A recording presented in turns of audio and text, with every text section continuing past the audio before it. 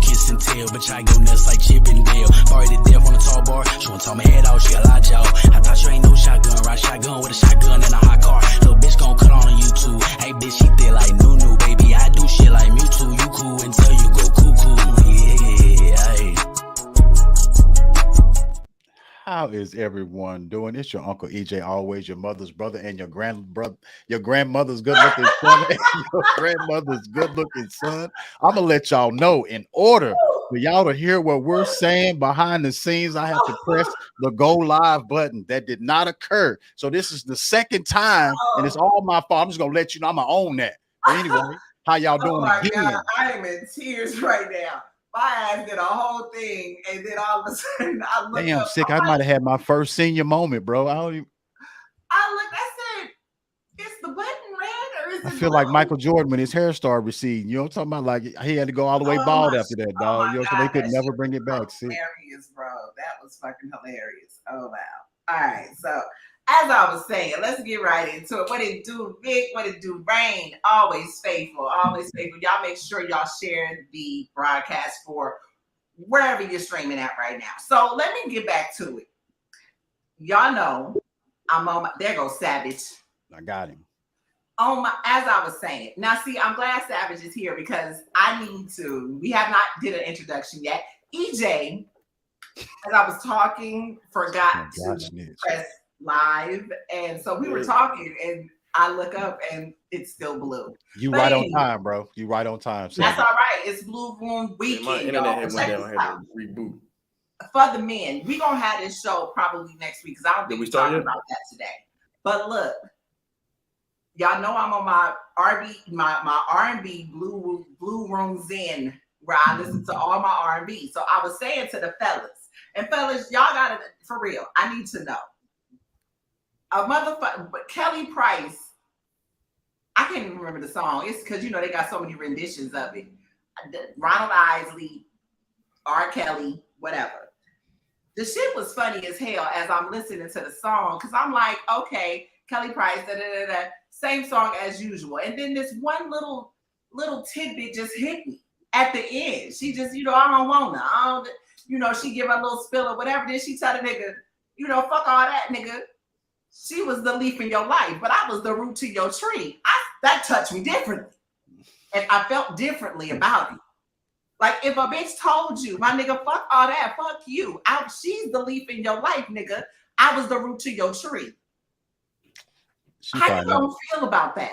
I felt kind of low for all the men in the world, even though he was wrong. Like, damn. Did she write it or did R. Kelly write it? R. Kelly on it. R. Kelly wrote it. R. Kelly's the greatest R&B singer. Took that credit, just snatched that credit right away. We're not even gonna. That was I like that sick. He just sang on the end and talk on the end of the song because those could have been her lyrics. That was what she was feeling at the time. I really believe because Kelly was going through some things. So she was my best friend, my best. You know, follow me through thick and thin, my homie. And she was devastated. So she let it be known, fuck you and that bitch. But nigga, she the leaf. I'm the root to your tree. I'm just saying. It made me see the song in a whole nother different way. But anyway, it is Blue Room Weekend, y'all. If you have not gotten your tickets. Get your tickets or your pay-per-view. Get whatever. Pay-per-view unless you are in line right now. Yeah, the tickets. Yes, sorry, no, that's not gonna happen. I apologize, but yeah, they're gone. They're gone.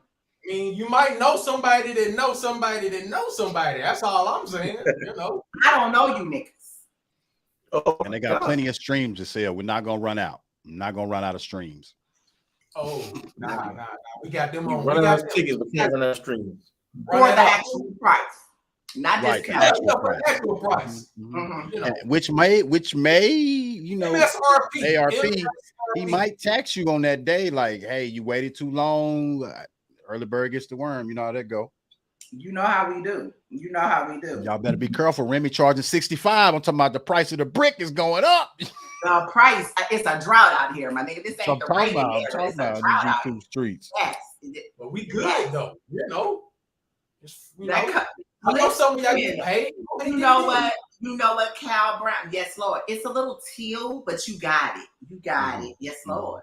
He said that cup is a little blue. Yes, yes, blue. yes. I see him. Yeah, all type of different shades. All type of different Yeah. shades. Yeah. Start Little off, drink EJ. Mhm. Started off each. Started ready? off. I'm telling you, hey, hold on. Here comes Savage back in here. Hey, when I'm ready to shoot. Like Sick is already ready. Like he want to go to the last topic, which I thought was like the headline and topic. Because when I brought it up, he was like, and I was like, I didn't know. You know what I'm saying? I didn't know. It teal. You know, that's the. You know, come on now. Teal. That's one of the blues. Yeah. Aquamarine face ass. Aquamarine. Yeah. Aquamarine.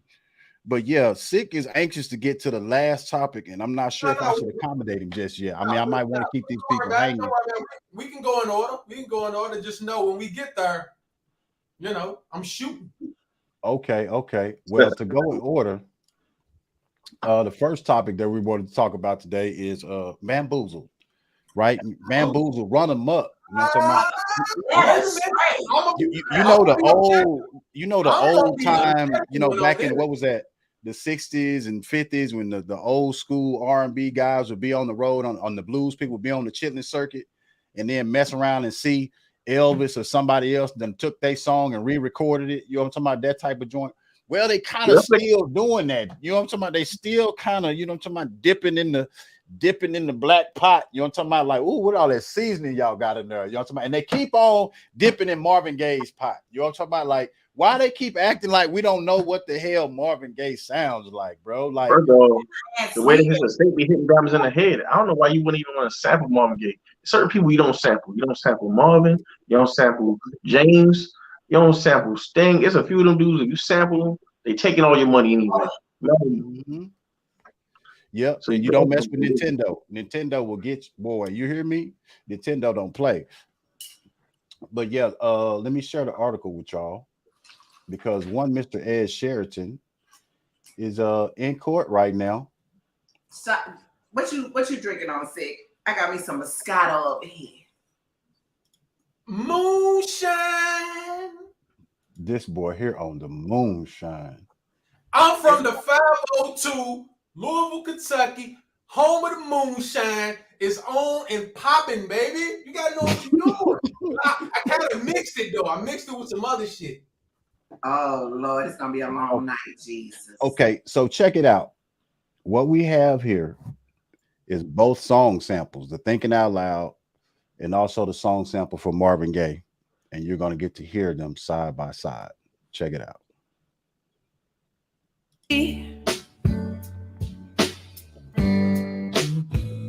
Baby, I hold back this feeling for so long. Come on now. Talk to me. Talk to me. That's the most known Marvin Gaye song ever. Right.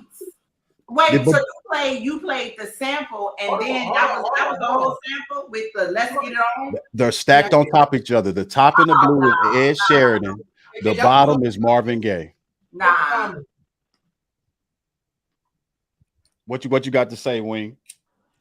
The verdict came out early. He was found not liable. Oh wow.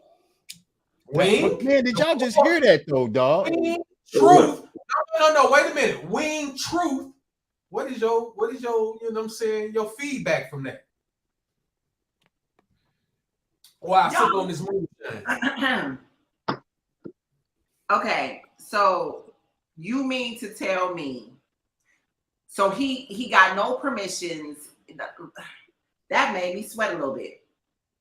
He got no permissions whatsoever to sample the instrumental of this song along with the chorus of this song. He just toppled it with it, and they found him not liable. Is what? Well, as we're just now finding out, that's what happened, right? That's what we. Well, you know, OJ.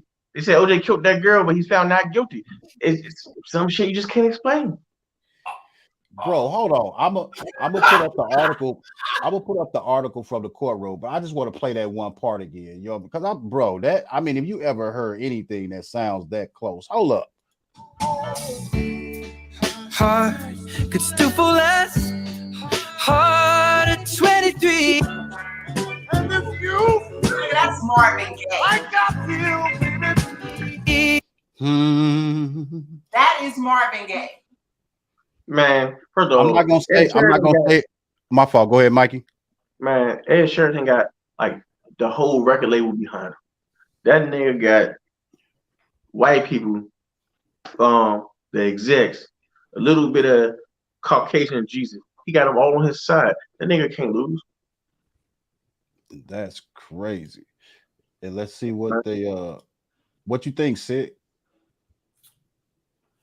Go ahead. I kind of knew it was gonna happen. I kind of knew it was gonna happen because I kind of agree with what Savage said. He got the whole Ed Sheeran has a big following, plus overseas and more. This was easy. But bro, overseas they love rhythm, blues, R&B. No, that's not what I mean though. I mean, his bro. I kind of knew it was gonna come out that way. It's like this. You gotta think about this. Who's relevant today? Ed's relevant today. They're not going to destroy a relevant artist for a nigga that died 40 years ago. They did for Robin Thicke. Robin Thicke had to pay, bro. Yeah, Robin Thicke had to pay, but Robin Thicke ain't that big of an artist. Robin Thicke was barely throwing gold. Wait, bro. No. At the time that what's the name of it? We Got to Get It Together, whatever the name of that song is, that was big bread that they had to end up paying after court, bro. Yeah, it's big bread they had to pay out, but he wasn't a big enough artist that they wanted to shield him. It's like this. You have Robin Thicke. He had some moderate success, but you can cut your losses with him. Ed Sheeran, like that's a whole other level. That's like Taylor Swift type motherfucker, man. You gotta protect them type of people. That's you gotta protect them. That's crazy. That makes sense. Yeah. I'm gonna show y'all the article. Let me show you. Damn, that nigga wow, Gunna said he got the complexion for the connection. Listen, hey, I always used to say Mars. Let's see here. Rain, talk your shit. So British pop star Ed Sheeran is not liable in copyright infringement lawsuit that accused him of taking parts of the melody of Marvin Gaye's soul classic "Let's Get It On" in his own hit "Thinking Out Loud." A jury decided Thursday. The jury reached a unanimous verdict. A requirement in the case after just under 3 hours of deliberations. Jury said that Sheeran independently created the song, trumping every other decision they had to make in determining whether he had violated copyrights. Wow. That's crazy. Listen, they was not gonna let that boy career get flushed down the toilet for that shit, man. My nigga Ray Charles could have seen that shit. The fuck? That's crazy. That's insane. Unanimous verdict. The whole camp in there was like, nah. For those down in North Atlanta, that means everybody. He like, don't be talking to me because I was in the comments the other day and you didn't even speak to me. And you never know what might happen because I am talking to her. What? Yeah, she's talking to Danny. Look at all y'all smiling when y'all say Danny name. Look at y'all. Look at y'all. She smiled when she said Danny name too. Keep me from it. Oh man. Y'all stupid as hell. I can't believe it. Sealy. What's up? Speaking of keeping me from it. That's what we doing. Right. Rain said, right, Rain. Hell yeah. Rain said Ray Charles and Stevie Wonder. Nigga. For real. They could have seen that shit coming. Hell yeah. First I never trusted Stevie Wonder. I'm gonna keep it real. I don't trust Stevie Wonder. I never trusted him. You can't trust a nigga with braids that can't see. Any shit like that. That's right. I'm sorry, Stevie Wonder. I didn't know he was gonna go. I'm sorry, Rhythm in the Sky. I'm sorry, Music Material. I'm sorry. I'm sorry. Listen, right, little Stevie's up here just hitting anything. cows, mules. Look, right? You can put a goat in front of that nigga. He think it's some sweet tang. You never know what these niggas was knocking down. Ray Charles was there feeling his bitch's wrist. Listen, right? I know a lot of listen, right? Look, Hey, Ray Charles had about 10 kids. Listen, right? I seen shit, right? Where you see the waffle body bitches, like after they get the after they get a little gut surgery and they lose all that weight, so they get real skinny, all the skin be flabby. You feel her wrist, she gonna have a skinny wrist. Then you lift up all that flab when they take the waist trainers off. You know they love to wear that shapewear, right? The shapewear is the biggest con to man. And can you have him elaborate on waffle shape, bitch? Can you elaborate again, sir? Listen, right? When they take that shapewear off, right, it has all them indents on their body. So they had that waffle shape. Bitches look like it just came fresh off the skillet. Pour them holes out, and next thing you know, body looking nasty, man. You know what? All I heard was a nigga with braids you can't trust is blind. That's all I heard. I didn't hear shit else after that. I just knew when he started with listen here, little Stevie. Look, right, this one though. This what I be asking, right? Oh my God! Don't you put that comment up? Don't you put that comment up, EJ? Don't you? Listen, right? Wow. I still not. We recognize what you're saying though, but yeah, that's just gonna have to rock in the chat. Y'all do what y'all will with that. Lil P, I'm not touching that shit at all. Time out. You better stop it. Listen, right? The reason why I like Blade. Wait a minute, is Blade Brown your cousin? Right. Nah. Okay. What'd you say, Savage? Listen, right? You can't trust Steve, right? Good look, right? When they do his head, they hold the mirror up and he say, "Bitch, I look good." How does he know? He feel his face. How did we get her? I don't know, bro. I wonder, like, I don't know. We went from Ed Sheeran to Stevie Wonder because Stevie Wonder could have seen that verdict should have went the other way. Like he should at least got a percentage of the song. I think. Come on, man. It was at least some influence. His estate should have. Definitely going to hell for that. I mean, look, right, but hold up, man. Fuck Marvin Gaye estate. Look, right? Listen to this. You want to pay a bunch of motherfuckers that look, right? Marvin Gaye got shot by his own daddy. You want to pay these niggas? Like a nigga daddy here with the blue blouse. Look, right? You see Minister Society when Kane gets shot at the end, right? He like, boom, get over. So Marvin, his dad shot him. He's like, damn, this nigga really took me out. Like flash right in front of his eyes. With a Marvin Gaye reenactment 35 years after nigga.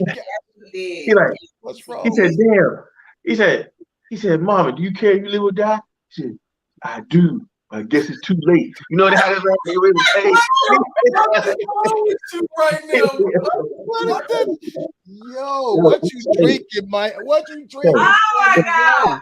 Listen. Oh my God. Pull me up, dog. Pull me up, dog. Pull me up. I'm telling you, I seen Minister Society like a ragged town, right? He like, what's going on? Yeah, that's what he said when the nigga shot me. Like, what's going on? The next thing you know, nigga dead. So mad at you.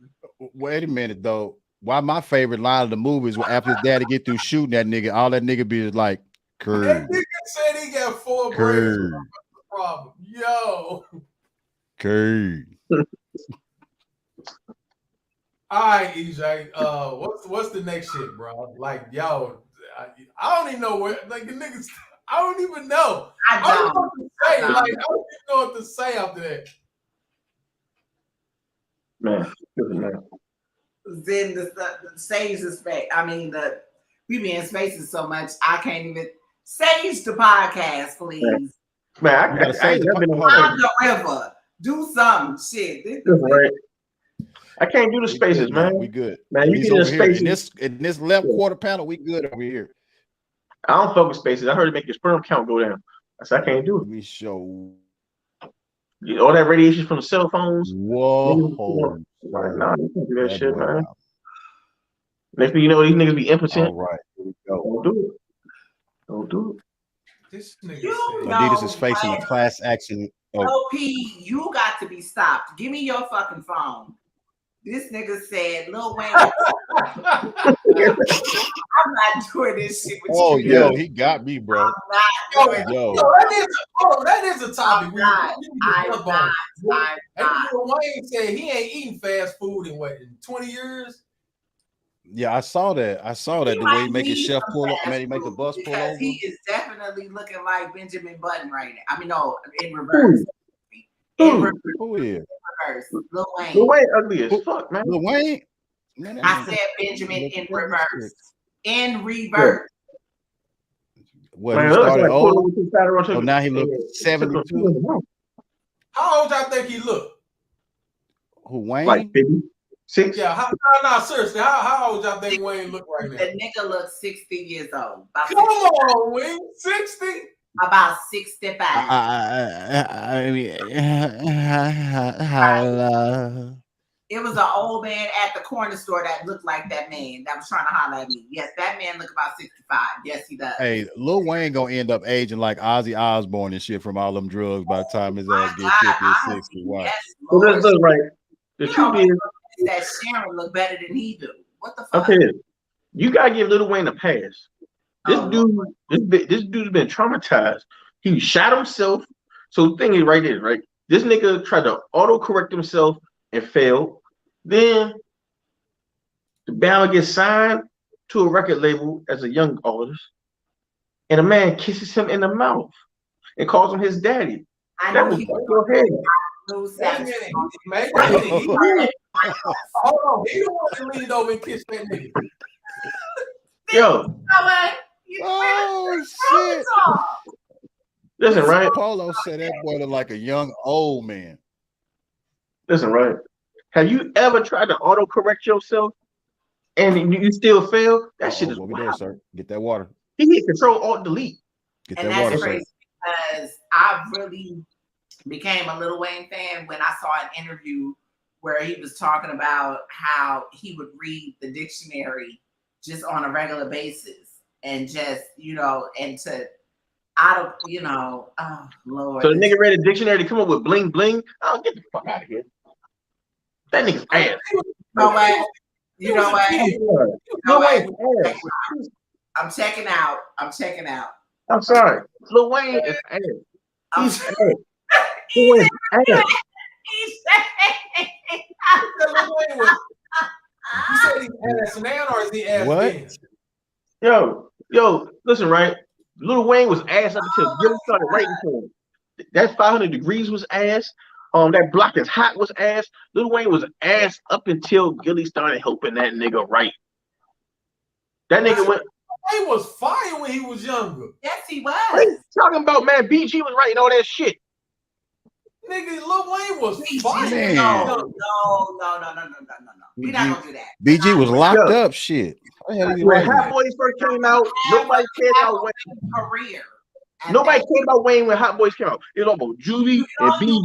Wayne, phone call. What are we talking about? Wayne started the word bling bling. It's in the dictionary because of Wayne, not vice versa. Hold on, man. Y'all talking about Young Wayne? Young Wayne was fire. Y'all bugging now. Y'all. Bro, the Carter is still one of them fire albums, bro. I don't know what y'all talking about.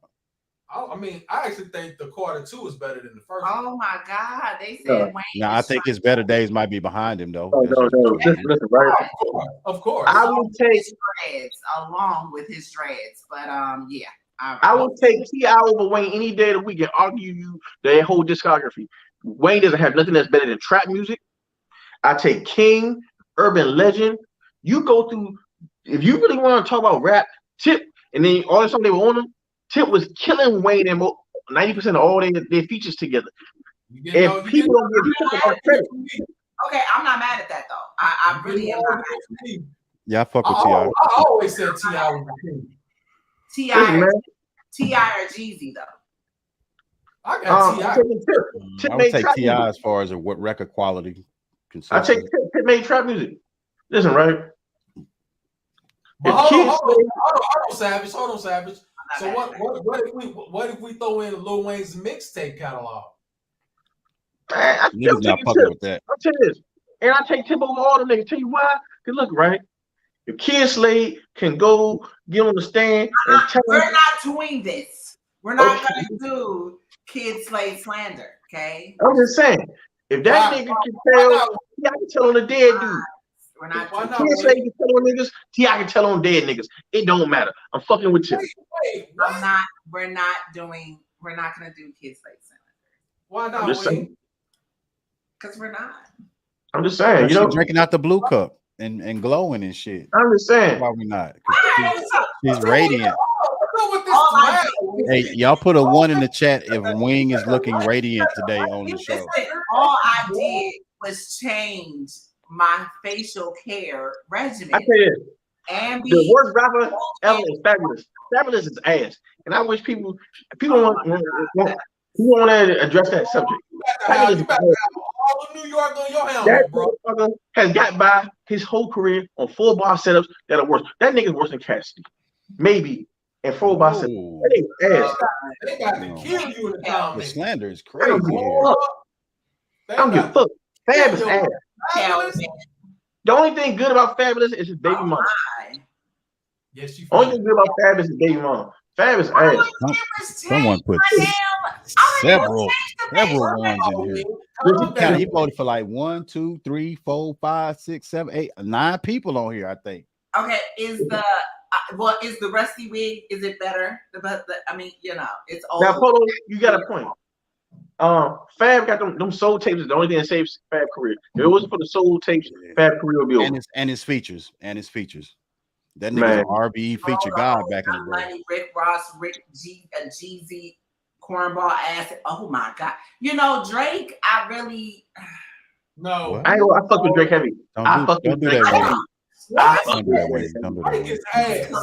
His collabs, I'm not mad about, but Drake made his name off of recycling. No, I'll tell you this: if you don't fuck with Drake, from the Bay. He recycled every fucking body from the Bay. Trash. I don't own a Drake song in my phone. What? Yo, Sick, you don't get no bitches. If you don't like Drake, you don't get no bitches. Yo. I ain't gonna hold you. You don't get no bitches. If you don't fuck with Drake, you don't get no bitches. I'm telling you. Nobody's saying I listen to Drake. I do listen to Drake. I do now. I didn't listen to Drake. I didn't listen to Drake when he first came out because I kind of felt away. I thought he was I thought it was kind of disrespectful. The first song I heard, he had basically he stole. Well, I'm sure he got permission, obviously, but he came out with a Mac Dre song, and I kind of was like, "Who the fuck is this nigga?" See, Wayne, I kind of felt away about that. I'm chasing Wayne. I mean, you're a woman, Wayne. You skating on thin ice, Wayne.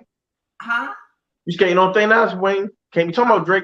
Sorry. Wayne don't get no bitches either. Wayne don't get no bitches. You cannot.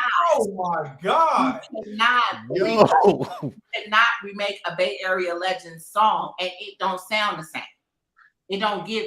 Bay Area has a hypey movement that it wasn't. Tell me when to go. It wasn't giving. It just wasn't giving. But that was on a YG song though. So it's technically a YG song he was on. No, that was his song actually. Nah, you talking the song you talking about? The Mac Drake, and then he did a Too Short song, and it was kind of like, why? Right. Because that's what he do.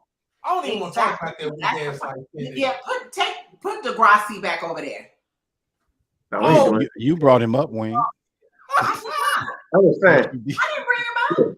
No, that was Little P that brought him up. I read a comment. Man, I'll tell you this. Sick. I can't listen to Six tapes on music anymore because he don't get no bitches. Now, because he don't like Drake.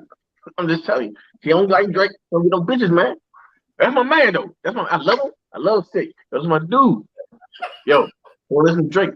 I can't listen to you, man. I will bump Drake in the ride. Oh, hell no. I listen to Drake and Mariah, Drake and Chris Brown. I like the Drake and Chris Brown song. I mean, I like his collabs. I fuck with his collabs. I do. Yeah. Hold on, what was we talking about? We was talking about Kanye West. Let's get back since we I was letting y'all go down y'all road. I was gonna see how far this rabbit hole went and shit. We gonna leave little Drake sitting, little Degrassi sitting over there. Yeah, we gonna leave Degrassi.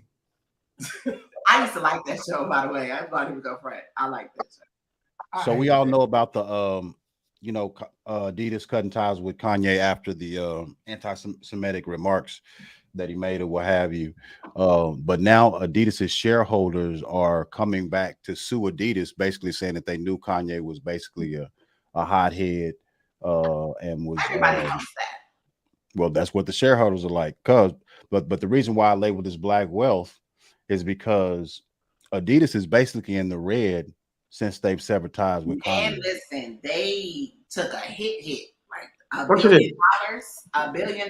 Yo, let's tell you, motherfuckers wrong, right? I'm mad too. I'm But mad. look, right? Have you seen the Yeezys that ain't Yeezys? Like, cause I saw a chick in the gym that had the joints on, right? So it's like they was like the little 720s, but without the little 720 whatever on it. And then I asked the joint, I said, yo, bitch, how much was on drink? And she's like, What? she's like, yeah, these just were 220. I said, goddamn, ho, you pay full price for the fake Yeezys? I said, but bitches, when she bought them though. I said, goddamn. That's how I knew she got her coochie on EBT. But that's beside the point. Oh my god, shit is crazy. They charge a regular price. Not even a $40 holla an EBT. That's what you're doing. Where you get that at? You get coochie on EBT? She got EBT coochie, man. That bitch be outside the same way with deodorant, selling deodorant and shit. But listen, right? You know how the homeless niggas be stealing deodorant out the store? They sell that shit on the side of the store. Like, yo, deodorant, $1.50. Yo, if you ain't never bought deodorant of a homeless nigga, you ain't really living. I don't want to hear that shit. I bought deodorant, socks, shoes, drawers. I definitely get my socks. It'll be the best. Listen, right? In Chicago, they sell them right there on the corner when you pull up to the light. I ain't gonna hold you. I got some water shoes. When I go to the pool, I got the little water shoes off the bums. Like, I got the water shoes, $5. I got you, my nigga. Shit rocks. I ain't gonna hold you. Them niggas be stealing like a motherfucker. You want some feminine hygiene products? See a homeless nigga. Them niggas be getting it out the store. They be right outside the grocery store like this. I'm telling you, better fuck with them. But I'm telling you, yeah, Adidas fuck that money up. Little P, this is the Breakdown Crew Network. Also featuring Wave Gang. We don't have anything to do with that, but I appreciate your message. Right, I didn't know where that came from. I didn't anyway. Shout out. But anyway, the suit. Hold on. Let's be real though. We kind of knew that was going to happen. You can't play with white people's money for so long. But where was that? You're right about that too. But where was the social responsibility? The corporate social responsibility for them to have told them all the claims that they're speaking of. Because yes, like they said, y'all knew he was going to be a hothead. At some time he was going to be erratic. And y'all pulled out without really telling us what the deal was to even give them a vote on how to handle the situation. Y'all made a decision, and basically we losing money. Yeah, that sounds like a similar situation I was in. You got all that sounds like a similar situation I was in. Hold the fuck up. We losing money now? Yeah, it was all good just a week ago. Now we losing too much fucking money. I'm saying sick. I was in the same predicament. No bullshit. I was fucking around. I didn't pull out. And then now I lose money every 2 weeks. Okay? Shit happens like that. Like you don't pull out in time and you lose money. It's business. Now I didn't pull out in time on this merger. Next thing I know, damn, every 2 weeks a check getting hit. God damn, bitch. Blah blah. It happens. Yeah. It right. So basically, Adidas lost 200 and what was that? It was a total of $1 billion for the fiscal year. Hold on, ma'am. Hold on. Don't talk to my round. They lost 263 million in income in 2022, in November 22. And then they in February they announced an expected loss of $1.3 billion in sales. They got it. In sales. Fuck y'all money. That's what y'all should have knew that shit was gonna happen. Man, fuck that. Let's get to this next topic. But the reason why I put black wealth up there because it can't be overlooked that Kanye West is about to be the reason why a multi-billion-dollar company fails because they're no longer carrying a black man's product. That's Say that again. Say that again, my nigga. A multi-billion-dollar company is about to fail because they no longer carry a black man's product. But see, the thing is this. But see, this is the thing though. Adidas has already began talks to re-sign Kanye. So all that, see, that's why I don't believe in like all these stands that companies take when motherfuckers say some shit and then they apologize and you fake cancel them. They just let that shit blow over a couple months. They just disassociated themselves with them. Now this heat done died down. Now it's like, all right, we're gonna let Kanye come back in. He can get some fake apology and say some other stupid shit. Say Donald Trump don't care about black people, and then next thing you know, they're gonna love him again. Or he'll drop an album. You know, because niggas love to listen to Kanye drop them whack ass albums he dropped now. He ain't dropped a good album in over 10 years, and y'all niggas still be on that nigga nuts. Good morning. Good morning. The last good Kanye album was my Dark Twisted Fantasy. And that joint, when did my Dark Twisted Fantasy drop? Motherfucker Bob, yo, fuck with Savage. That was my shit. That was my shit. Put that shit up, Wing. My Dark Twisted Fantasy dropped in like 2012, 2013. You gonna fuck around and get banned. I mean, we just saw some copyright infringement shit. We black, nigga. We right. Facts. Can't say that shit. Hell no. Damn. And you know what? That's a topic for another day. But y'all realize that a lot of artists have been selling their masters. Man, my great granddaddy sold his masters like 400 years ago. Now that nigga's Shut up, Savage. Shut up. That's y'all man. I don't know what he's drinking today. Lord Jesus. All right. This last topic. You ready, Sick? Oh Lord. You ready, Sick? I'm just gonna read the post first. You know what I'm saying? Lord. Do I need to pray? Now read the post first.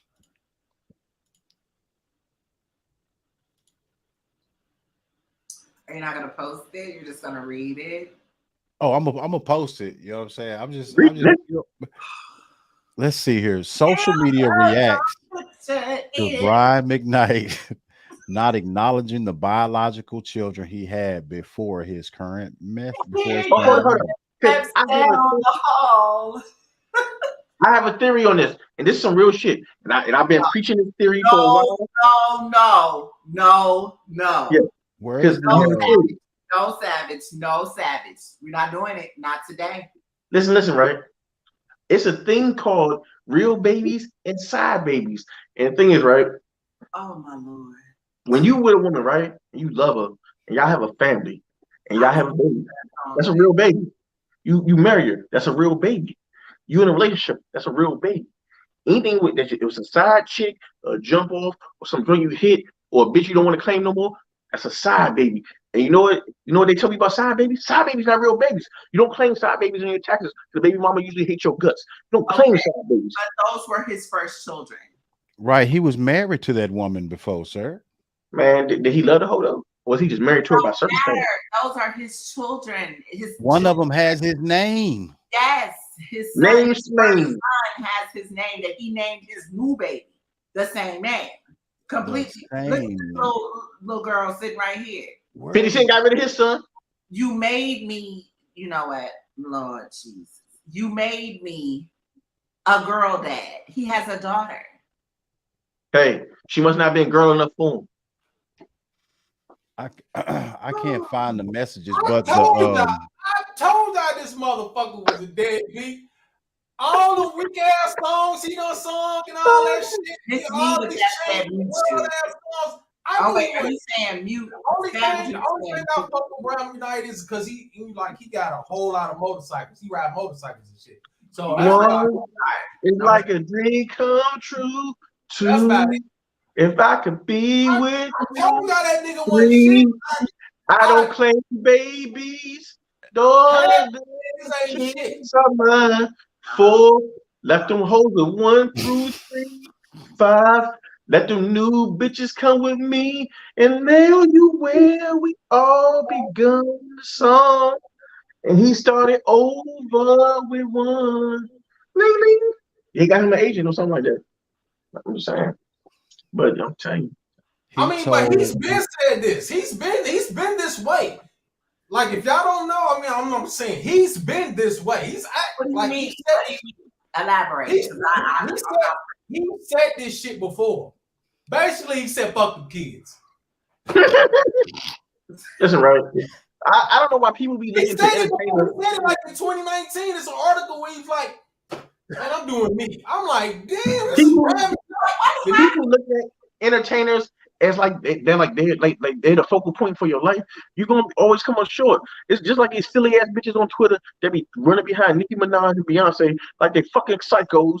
Look, man, these motherfuckers. I said I like Cardi B song better than Nicki last song. Motherfuckers try to crucify me. When talk about my grandma, my dad, daddy, everybody, I'm telling you, these motherfuckers are crazy.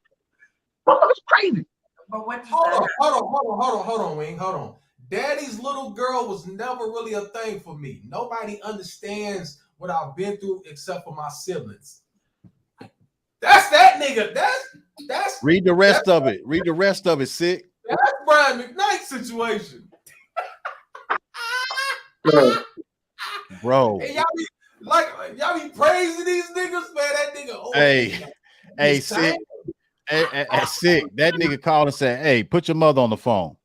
Hey, I ain't never coming home no more. Take it easy. Man, listen, man. Crazy. Listen. Yeah. That's some cold. It's been like that. Now, this is nothing new for Brian Mcknight, bro. He's been this way. Like I said, that nigga had them kids over the balcony. Said my business hours are 9 to 5. I feel like, and see now, my problem with this is that if he has been this way, I feel like homegirl may have needed to check the files because he did it with his first wife. What the fuck makes you think that he ain't supposed to be like, fuck your kids too? Okay, so I got a question. For y'all. If you had a chance, would you trade R. Kelly for Brian Mcknight right now? Yes. Hell yeah. No. Motherfucker rather have an absentee daddy than a motherfucker who out here.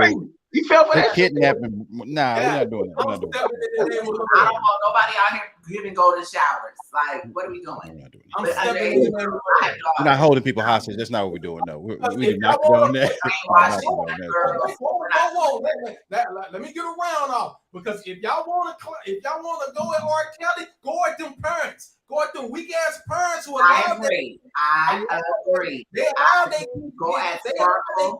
Go at Sparkle too. It was R. Kelly that was pissing, so they allowed him to get pissed on and go stay with the nigga. So no, I'm not holding that man accountable for nothing. The nigga got classic definitely holding nothing.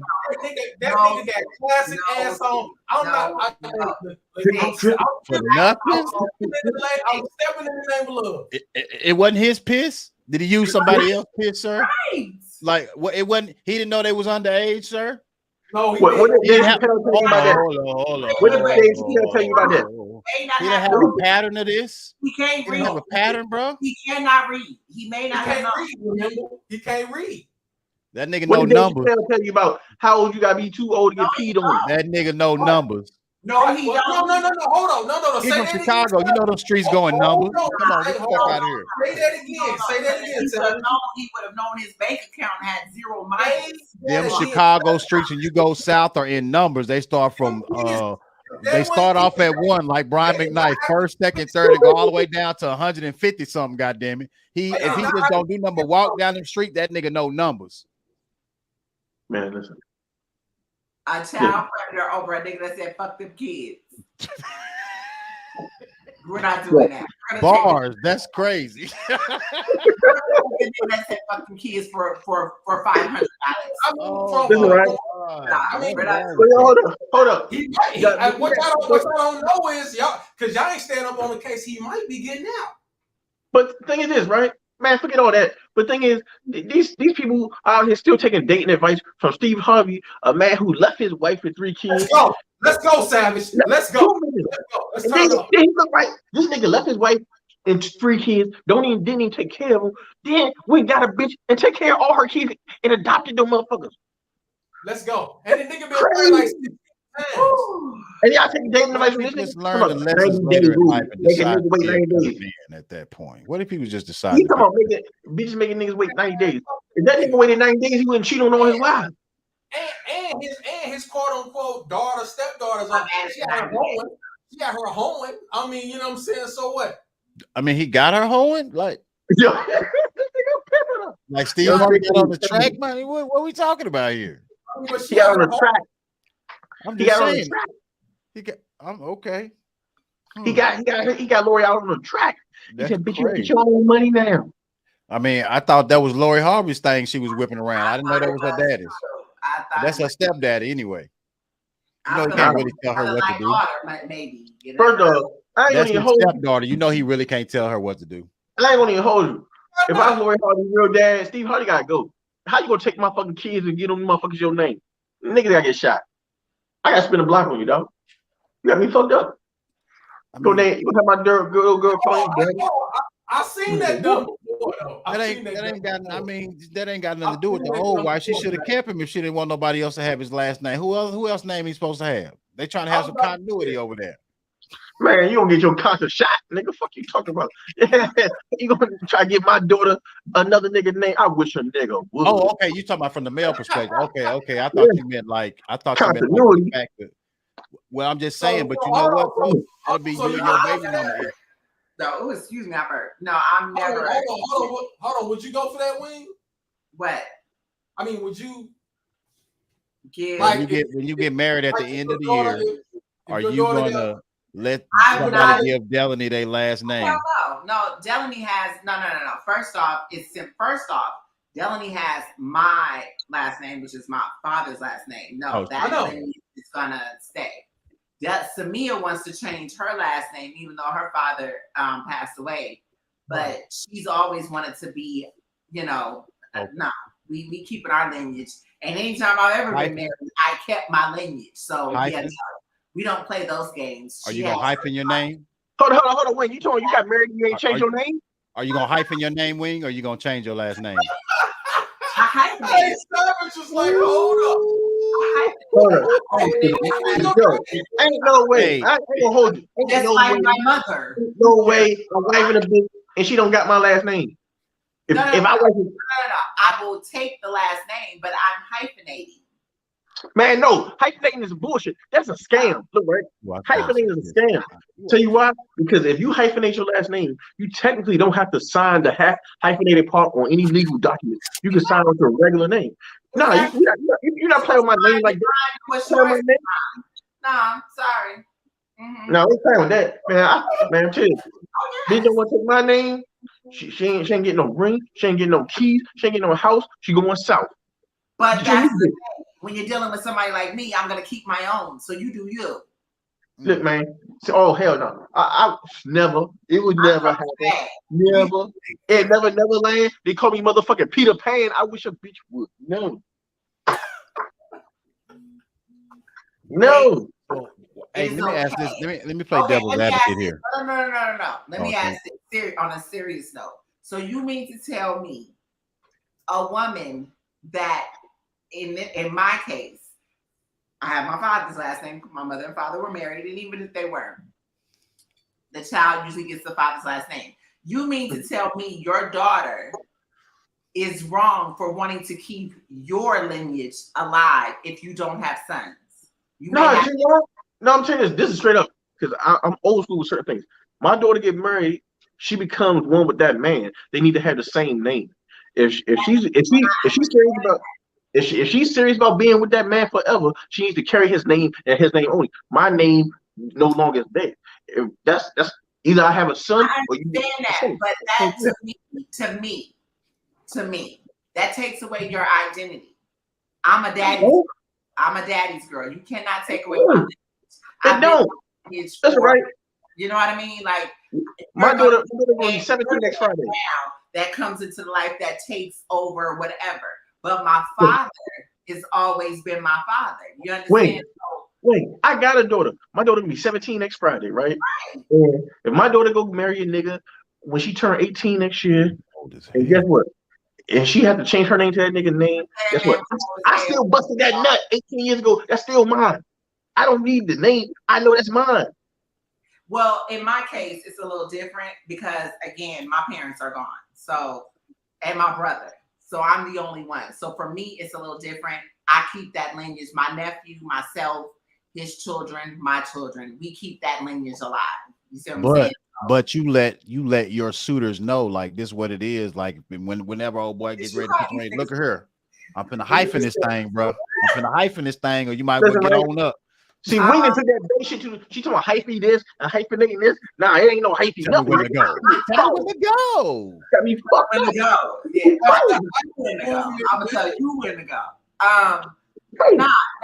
It's seriously for me. It's symbolic because again, my father is gone. So to keep our lineage, like my brother, you know what I mean? I probably would look at it a little differently if my brother was still alive, but it's just me. So I have to carry that. You know what I mean? I feel like my nephew, I don't know if he'll ever get married, but he's the only one. And then his sons. You know what I mean?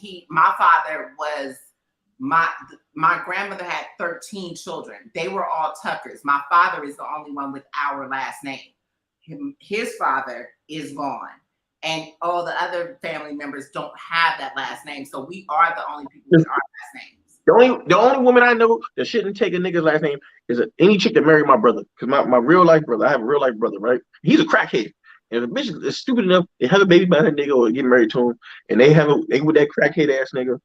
And you take my family last name.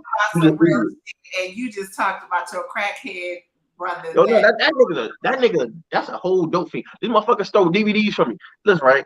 I remember. How long ago was that? Who has DVDs? DVD. Listen, right? This was like a week after my father's funeral, right? I look, right? Cause look, my brother, they're like, take care of your brother. Your daddy dead. Take care of the nigga. Help him get his life together. I'm like, cool. Nigga, come over my house, chill, right? We chilling. I said, yo, I'm about to go take a deuce, right? I go in the bathroom. Next thing I know, I hear my door shut. I walk outside. The nigga's running down the street with my DVD case. I'm sorry, y'all. I'm sorry. You know what? I ain't seen the nigga since. Y'all please start a GoFundMe for all this savages. It's right, because you know what I used to do, right? You know how you have a big ass CD booklet, right? His Public Enemy, his Listen, Lights, he's missing all that shit. Listen, right? You know how you had a big CD booklets where you had like 200 CDs? That's where I had all my DVDs. I put all my DVDs. You know how to do. I had that shit too, but you know. And I see this nigga just run down the street with 2 of them. I had 2 of them. Just like it's like a rack of DVDs and CDs and shit. I had all the flicks in there. I had not the flicks. Listen, right? I used to write. It used to be this joint called Via Paxton that was in Score magazine. I don't know if you read it back in the day, but I was a fan of her. Yo, I was like, yo, that was my joint, yo, ski, right? So look, it had all my videos and all my shit sitting there, man. So this motherfucker right down the street, right? I said, I'm not catching you dead to me, motherfucker. Look, right, this dude live in Minnesota Avenue. I don't know if you're familiar with DC area. Look, right, I drove around his block looking for him. I said, yo, you see crackhead Jacob? I said, because when I catch him, it's on sight. I called my cousin. Crackhead Jacob. I called my cousin. I was like, yo, y'all seen Jacob? Let me know if he pop up anywhere. I'm popping up for my DVDs. I said, I'm popping up on my DVDs. I said, because I'm beating the brakes off this nigga, yo. First of all, me and my brother ain't really get along anyway, because I had knocked his tooth out when we was young. We used to like squabble and shit. But his mom didn't really fuck with me. I didn't fuck with her either. You know why? Because that whore is the reason why my parents broke up. Look, right? It's her fault. We have a lot of issues. That's right. This raggedy bitch did. This raggedy bitch had the nerve. This bitch had the nerve. This bitch had the nerve to get pregnant, right? She had the nerve. Look, right? I'm getting reached. My mom and my dad were married. I ain't no bastard, motherfuckers. So listen, right? My sister's birthday is December 28th. My brother's birthday is January 4th.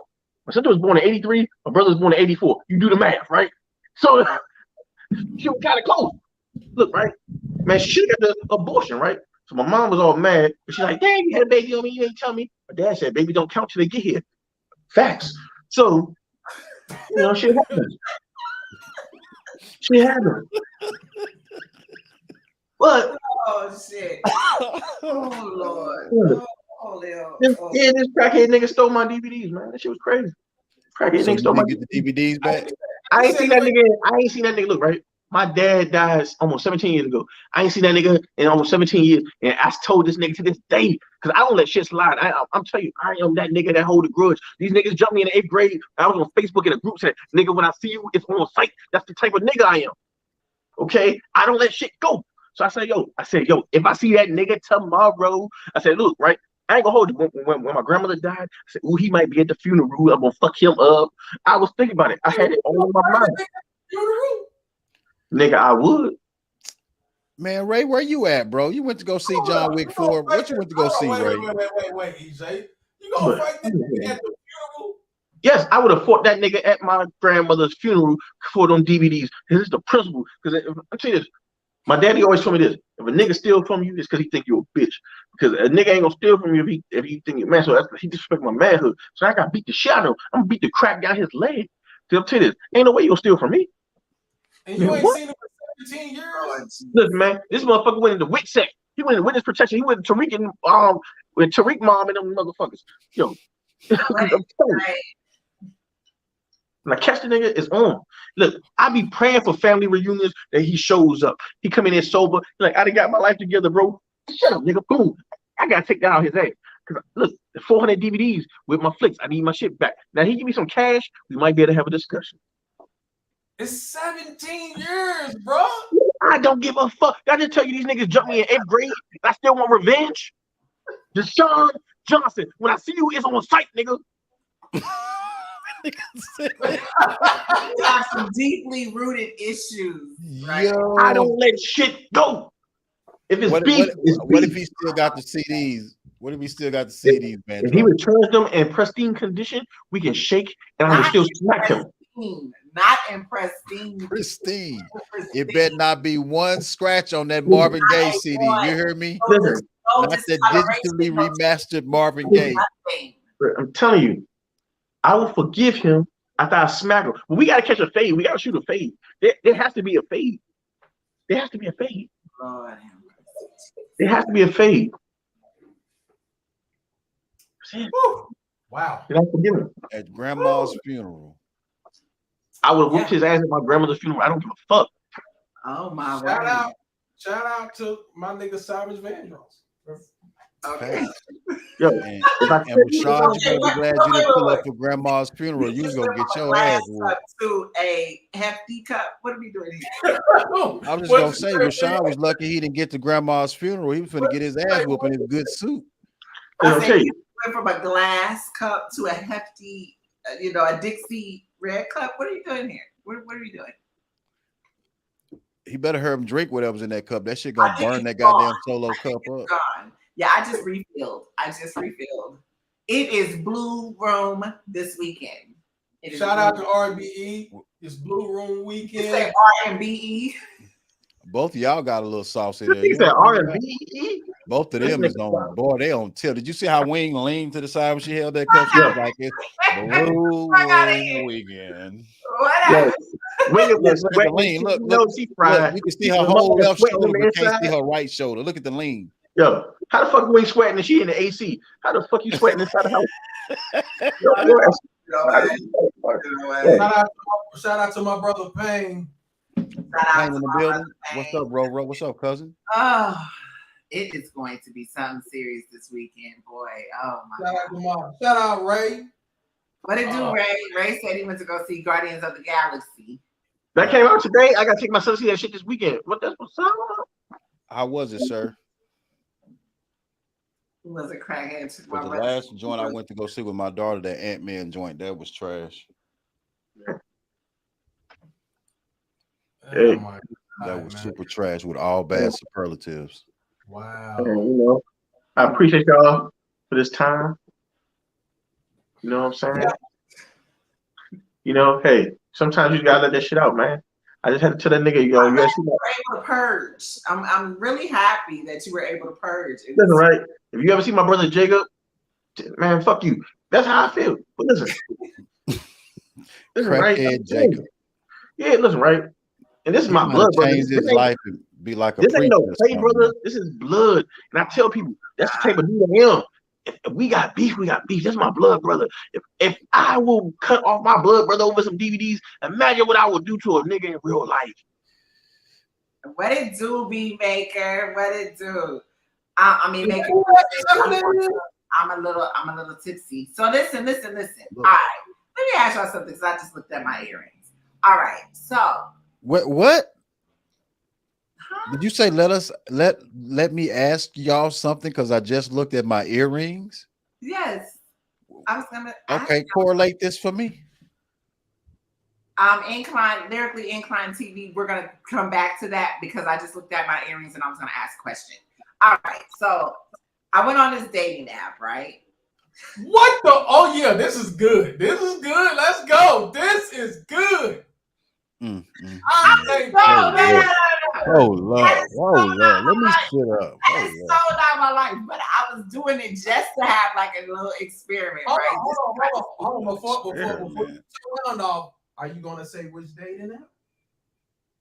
No, hell no. I'm like Farmers.com. That'll be one more thing that they'll have to say about me. Yes, I went on a fucking dating app. I don't care, but I'm not gonna tell you which one. Farmers.com.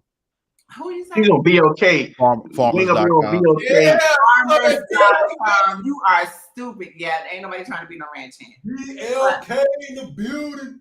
But anyway, so I went on the app, right? And so the guy, nice looking guy, I will say. He's a contractor. He does like, you know, this is Virginia is like a military, you know, state. So he does contracting with the military. He works like a 21-day shift or some shit like that. So I go on this date with the dude, right? You got another wife? I mean, a 21-day shift? No. They have like these contracts where you work 21 days. Then 21. I don't know. Yeah, 21 on, 21 off, some shit like that. Anyway, so he's originally from North Carolina or whatever, but he's living here in Virginia. So he wants to go to breakfast. I kind of liked the fact that he was assertive. You know what I mean? It wasn't, oh, what you want or whatever. I told him where I wanted to go because I'm not really from here. It was kind of like, okay, well, you know what? That's cool, but not. I'm gonna take you here. I go look at the restaurant. The restaurant is completely more upscale than what I liked. Looked at the prices just in case the nigga was on some Dutch shit. Make sure, you know, and make sure everything was okay. So that was fine. So we go out for breakfast. He's on time, very good. He was very much on time. Well, I'm gonna leave all the other particulars for a minute because we'll come back to that. So now let me scroll back a little. No, you know what? I'm gonna tell y'all the story, then I'll come back to that. So there was some things that I was kind of like,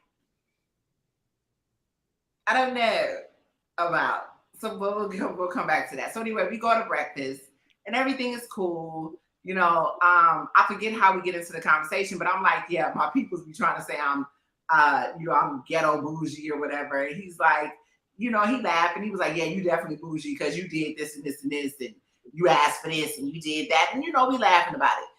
Then like minutes later, we ain't even talking about that conversation no more. He comes back and he's like, yeah, he was like, yeah, because them earrings ghetto as fuck. That was a wonderful setup. I stand corrected, man. Whoa, so he just shot you? Shot me.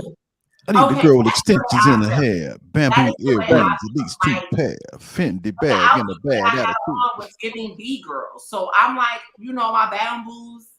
What are you talking about? With my name in them at that. Now, ultimately, you know what industry I'm in because we talked about that too. So, you know, and the fact that he watches battle rap, he kind of was like, yeah, I watch this, I watch that. He's a groupie? That nigga's a groupie? He's a casual battle rap fan. Like, he don't really know. That nigga's lying. That's cap. Ain't no casual. That nigga's a groupie. He thought he was going to get some wing coochie.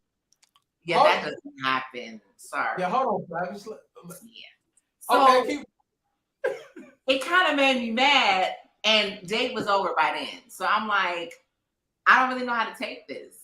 What you mean date was over? We left.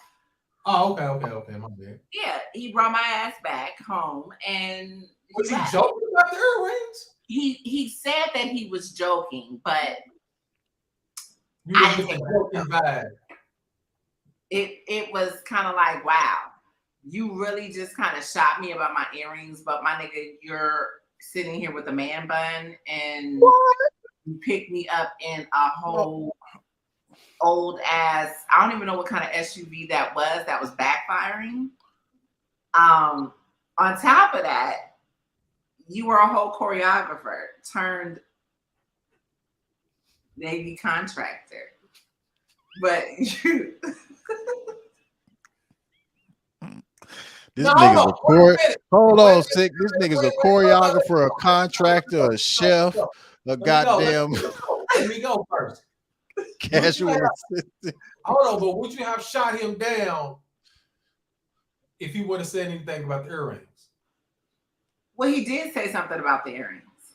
No, I'm saying, would you have not though said what you said? Okay, so as I was saying, he was cool. Everything was cool. Like he was a really cool guy. Like conversation was cool, but I couldn't get past the choreographer part, and he felt more like, "Hey, girlfriend," than he was a fun boy. So was he a fun boy? I don't know. And I was told to ask him, but who runs around asking a man? Do you know what year we in? Hey, my nigga, you a fun boy. Do you know how long it has been since I've dated? I feel you, Wing, but I mean, we in this whole new AI era. Hey, my nigga, you a fun boy? Okay, well, I'm out. Okay, so it's like he's really gonna tell me. I mean, hell, in this era, he probably would have said yeah. Were you watching these mannerisms real close, Wing? I was, and my gaydar was not on. Like, I didn't see that. He's like 6'3", so he was fitting the profile, like tall guy. He was brown skin, well, dark skin. He was dark skin. He kind of looked male, like a Fashion Nova type of model type of dude. I could have seen him doing that, but I also could have seen him being a fullback on a football team. I got so many questions. Go ahead. Well, I just had this one first question. Did the nigga show you? Did the nigga show you any of his choreography that he had done, Wing? Wait, hold on, because he wanted to go. You know, I work weekends, but the fact that he worked 21 days, we couldn't really do that. So actually, after he was supposed to finish the contract, he wanted to go out to a club. So he was like, "Oh, you know, I bet you can't dance better than me."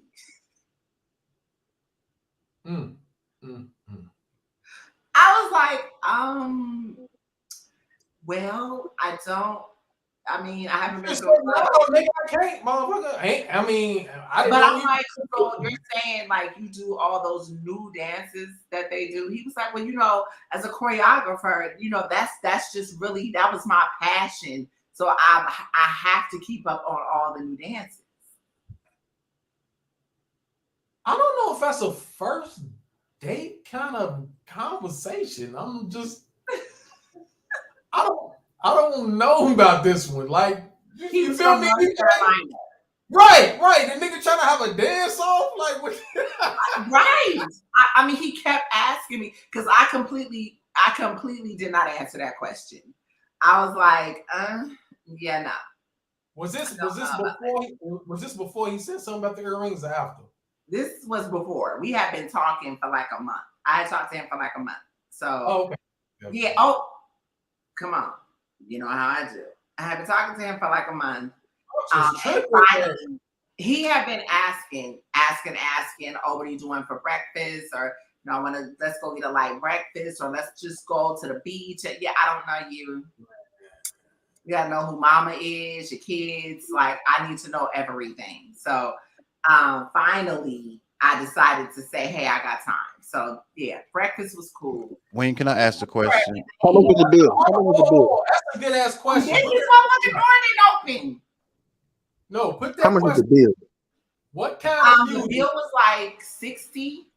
I mean, we ate. Like, I did appreciate it because he was just like, oh, that's all you're getting. I'm like, Well, shit. I mean, I was gonna get this. I'm gonna get my daughter's. I mean, he was kind enough to buy. You know, I was gonna get my daughter this French toast that I wanted to try. So he was like, "Oh, we'll get it for her." Like he was really cool, but he made me mad with that comment. And then with the whole choreography thing, and again, we were having such a good conversation. It was kind of like I almost found myself being like, "Girl," then I felt like, "Oh shit." Block your blessing.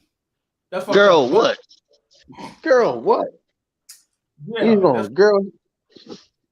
But hold on. So you didn't know he was a choreographer before y'all went out? Yeah, that's what I'm saying. He had told me that. Hey, to piggyback on that question, my question was, Wing, is this the first choreographer you've gone out with, or is that just like your type? First off, that's the first film. We weren't out, you know what, lyrically and I don't know what happened at the end of the day. We didn't listen to music because the radio was broken.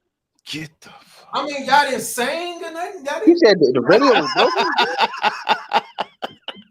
Didn't they get picked you up with a broken radio? That's wild. Yo, Wayne, you're a nice lady. I'm telling you, you're a nice lady, because I'm telling you, a whole bunch of one never got all the way in that car ride to the restaurant with that shit going on. You know what? I am not. You can't judge people out there, man. The nigga, you know what I'm saying? Come on, EJ. Well, nigga could have rolled up in a wheelchair on Wayne, like, yeah, this what we on today. She was like, you know what? Okay, we're not. I'm gonna walk beside you, but I got not gonna do that. Sorry, that I draw the line. Okay, we're not gonna do that. We're not gonna do that. What happened at the end of the date? He did call me again, and I just didn't answer. You gotta give us the follow-up. So you got her blocking blessings. So Wayne, what if he called the first thing he does is apologize for what happens? Nah, I want Wayne. Did he try to get a kiss at the end of the day? Hell no. He got on the car and he went to give a hug, and I did the whole little. Oh, you gave him the deacon hug. You gave him the deacon hug. No, I didn't give it. Why you didn't hug hit him with the armpit, dog. It was a morning. I mean, come on, man. It was a morning breakfast. Wing damn near gave a nigga a pound sick. Like, I ain't gonna hold you there. I got out the car. I was just like, you know what? It was fun. I really appreciate it. You know what? Yeah, I'm gonna tell you something real quick. Today, so you know what? I'll call you. You know when got a lot going on, so I'll call you. Call that man before you. I'm gonna tell you this. Your blessings, boy. If a nigga take you on a breakfast date, it's really because he trying to be cheap. Niggas take you on breakfast dates, they say, yo, you bitch, keep eating no steak at breakfast. That's not the case. He works. No, that's not true. He works 24 and 20, whatever that is. 24 on, 24 off. Yeah, but he goes to work at 2.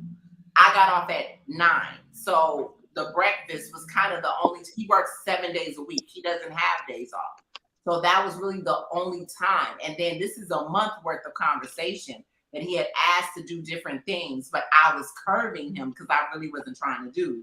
He don't have time off because he be cheating on his wife. Hold on. Wow.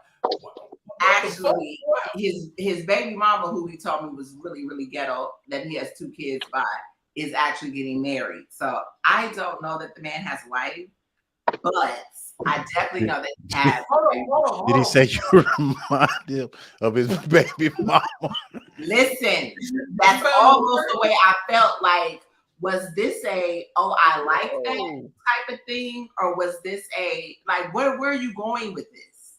That you just pinpointed my earrings like that. Did you find him attractive?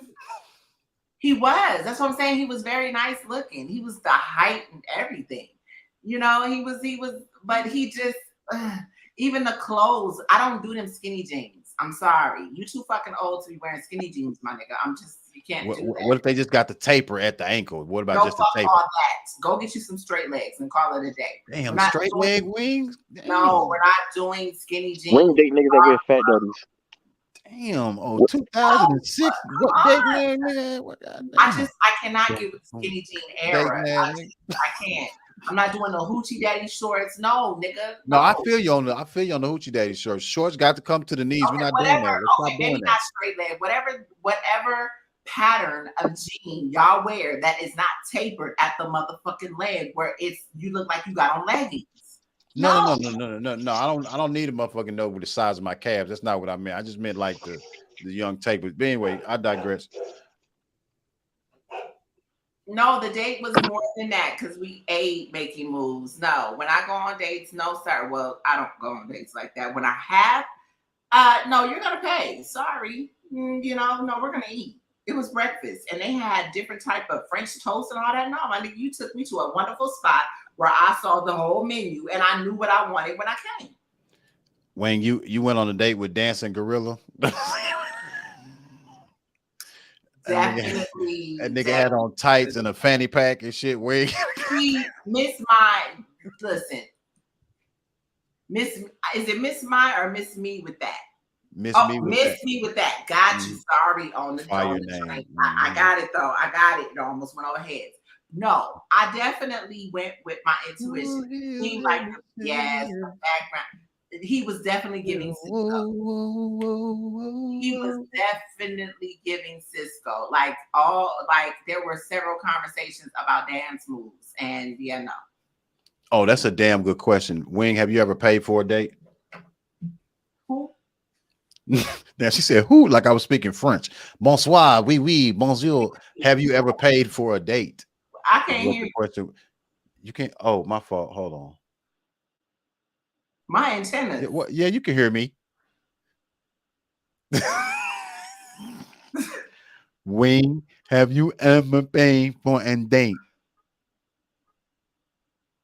Who does that as a woman?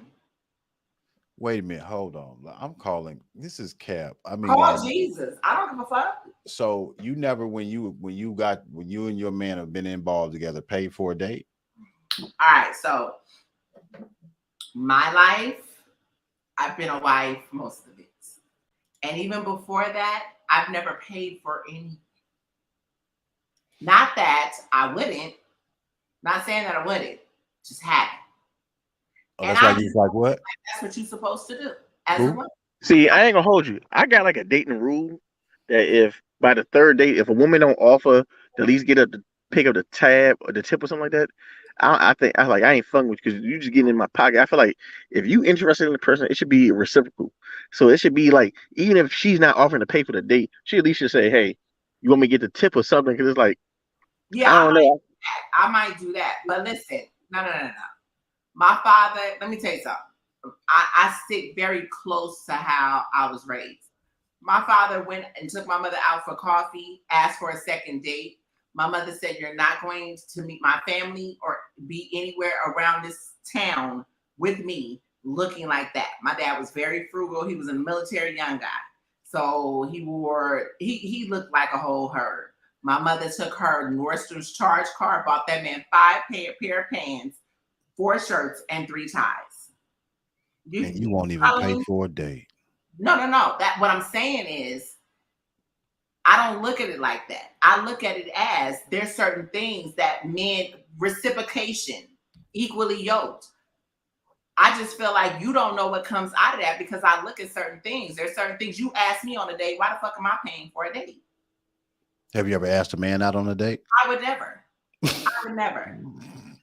So you don't pay for dates then? That's what you're saying. All right, that's what I said. All right, I was just trying to figure out where we were going with this. But no, I would, you know what? Oh, damn, Sick is gone. We had this conversation too. We had, shout out to my girl Alicia. We had Sick, me, and Alicia had this conversation about it kind of went into that. EJ, you ended up on the conversation.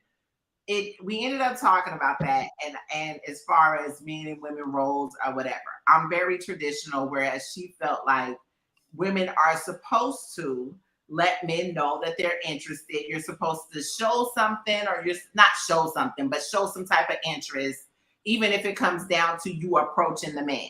I would fucking never.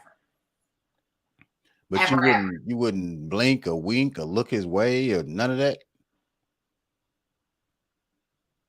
You don't look the nigga way before wink. Stop that. Stop the cap. What do you mean looked away? I'm looking at you, my nigga. What are you talking Nah, about? don't even do that. I mean, like when you at a little hangout spot or whatever, looked over, saw a dude at the bar, whatever, pause if necessary. So Wayne, you ain't never sent a nigga a drink or nothing? She went to the high note, dog. She hit the high note. I'm very okay. So I told you as far as me and Derek went, how that shit went or whatever. I don't mind the cat chase the mouse, whatever the saying is. I don't, what is that? Chase the cat. I don't know what saying you cat saying. mouse. I don't mind the cat and mouse game. Okay. I don't mind the cat and mouse. Like that's sexy to me. That's cute. Whatever. So I just to give Savage a story. So years ago, when I was living in San Diego, we're on 32nd Street base. That's where the clubs is. We, that's really all the clubs I really ever went to was military. We were, that's just our circle, military. So we're at 32nd Street, and I got on when I tell you I got on the cat suit from the gods, like yes. The cat suit of the gods. Oh yes, that motherfucker was low in the back. When I tell you, just Lord, that was in my more athletic days. But anyway, so we go. I never stood in line. We go to the front of the line. This little young nigga is, oh my God, yeah, I'm gonna get shorty. Da, da, da. Yeah, nigga, we don't play them games. I'm not your shorty. I'm not this. I'm not that. But he's younger than me. And anybody, Derek has been on the show, has been on Breakdown Crew before. So he's told that story of me and him before. So, so we're talking about it or whatever. But this situation, I kind of liked the way the nigga was kind of, his swag was dope. And the way he kind of was like, all eyes on me. But he called you shorty, right? Okay, keep going. No. We corrected that. We corrected that. But that was enough to get your attention, though. Him calling you shorty. That was, but I didn't turn around. We kept walking, and he had to come to me. Yeah, we don't do the honking of horns. We don't do the baby. We don't do the touching of hands. You better come and get attention another way, and all hands off, because you will get socked in the mouth. Don't touch me. I don't do that. I don't. Anyway, so we're walking. He walks up, and he's like, "Yeah, you're going. I'm gonna see you in the club." I'm just like, "Yeah, you'll see me just like everybody else will." All right, yeah. Go back in the line. So we get in the club, we do our thing or whatever. I go, he basically asked how would a guy know to like that you liked him? I'm getting to that. So I'm gonna get to that. So anyway, we get in the club or whatever, and I see him. Now, when we talk about giving eye contact, if you're in my purview, that's an eye contact. If in the what? If you're in my purview, that's an eye contact. In your who you what? Heard what I said. No, I didn't. Your what view? If you're around. Peripheral? So he was right there. He was right in the purview. Yeah, that's what I said, nigga. So he walks over to me, and he's trying to holler at me. Now, my smart ass, as he's talking, I'm not listening. I'm focusing on this tag on his pants. As you approach from the purview. I am that person. I look from head to toe. I'm looking at fingernails. I'm looking at lips. I'm looking at teeth. I'm looking at all that. I'm looking at all that. So he's talking, blah, blah, blah. Can I get your number? No, you can't get my number, but you can go make sure that you keep that tag safely tucked in your pants. Don't let it come off, because I know you're going to take those back tomorrow. Nice meeting you. And I went back to my table. He comes over with his homeboys. There's no tables. Listen, can y'all bring the ladies whatever they drinking in a bottle? What? Wonderful gesture. Y'all come down and sit. And ever since then, that's been my peoples. Anywho, answer the question, yes, lyrically inclined. I don't play about my respect though. Like it's a way. Listen, I had a daddy. Okay, my daddy did not play that shit at all when it came to how men are supposed to approach, and I'm gonna always be that way. Call me old fashioned, but you know what the wonderful thing about it is? I had put a post up earlier that was on Twitter that was funny as shit because I was talking to one of my peoples about some shit. But anyway, I have to stay true to myself. And I lost that. After I lost my parents, I lost a lot of shit, you know, just when you're dealing with grief, you know. But anyway, I had to come back to self. Even though I just explained all that shit to you. Derek is one of my best friends, though. Like, when we was together, we was ride or die. Like, we was a ride or die couple. And he really complimented who I was. So there's I'm very early on in any situation telling you who I am, because I don't want you wasting my time and I don't want to waste your time. I stick to who I am because I know my worth. You're going to get what you give. It's just simple. You're going to get what you give. I don't casual date, and I'm happy being with self. If they ever get to that point, I don't mind being by myself. I don't mind. Like, I don't do that. I can count the people that I've dealt with on my hand in one toe. Because I've been married most of my life.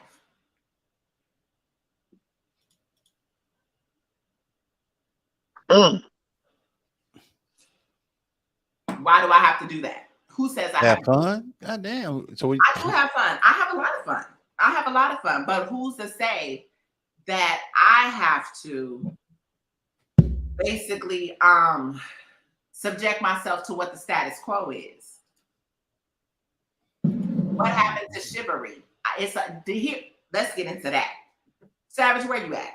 What happened to chivalry? What happened to men being men? Child support is what happened to chivalry. Well, see, that was your fault for slipping. You got caught slipping, my nigga. I did too. Let's not get it twisted. I did too. I did twice. The first one I married. The second one I didn't. But I got caught twice too. So women get that same problem. We had that same problem. The only difference is I was with him for 5 years before he caught my ass up. But I do long-term relationships. Like, I don't get into situations and do not expect long-term. I don't do it. So for me, yeah, I probably will end up that woman with cats, because I just don't, that's not me. And I do have fun. I have a lot of fun. So, you know, but a man does not define what I need to have fun. I have children. If a man that fits what I need, and here's the thing, stability is fine. It doesn't matter the job. It doesn't matter the vehicle. He has to have stability, but he has to meet the mental capacity and to be the person that I need him to be in life. Because how the fuck are you with somebody and you're not even compatible? So what if his credit score is like 250? Damn, we're gonna have to work on that, sir. You can even get a 250 apart. We're gonna have to work on that apart. Yeah. You said apart. Yeah, we're gonna have to work on that apart. That's fine. He can have that, but we will work on that apart, where he's at his abode and I'm at mine. I will never do that again. I did not mean to say that.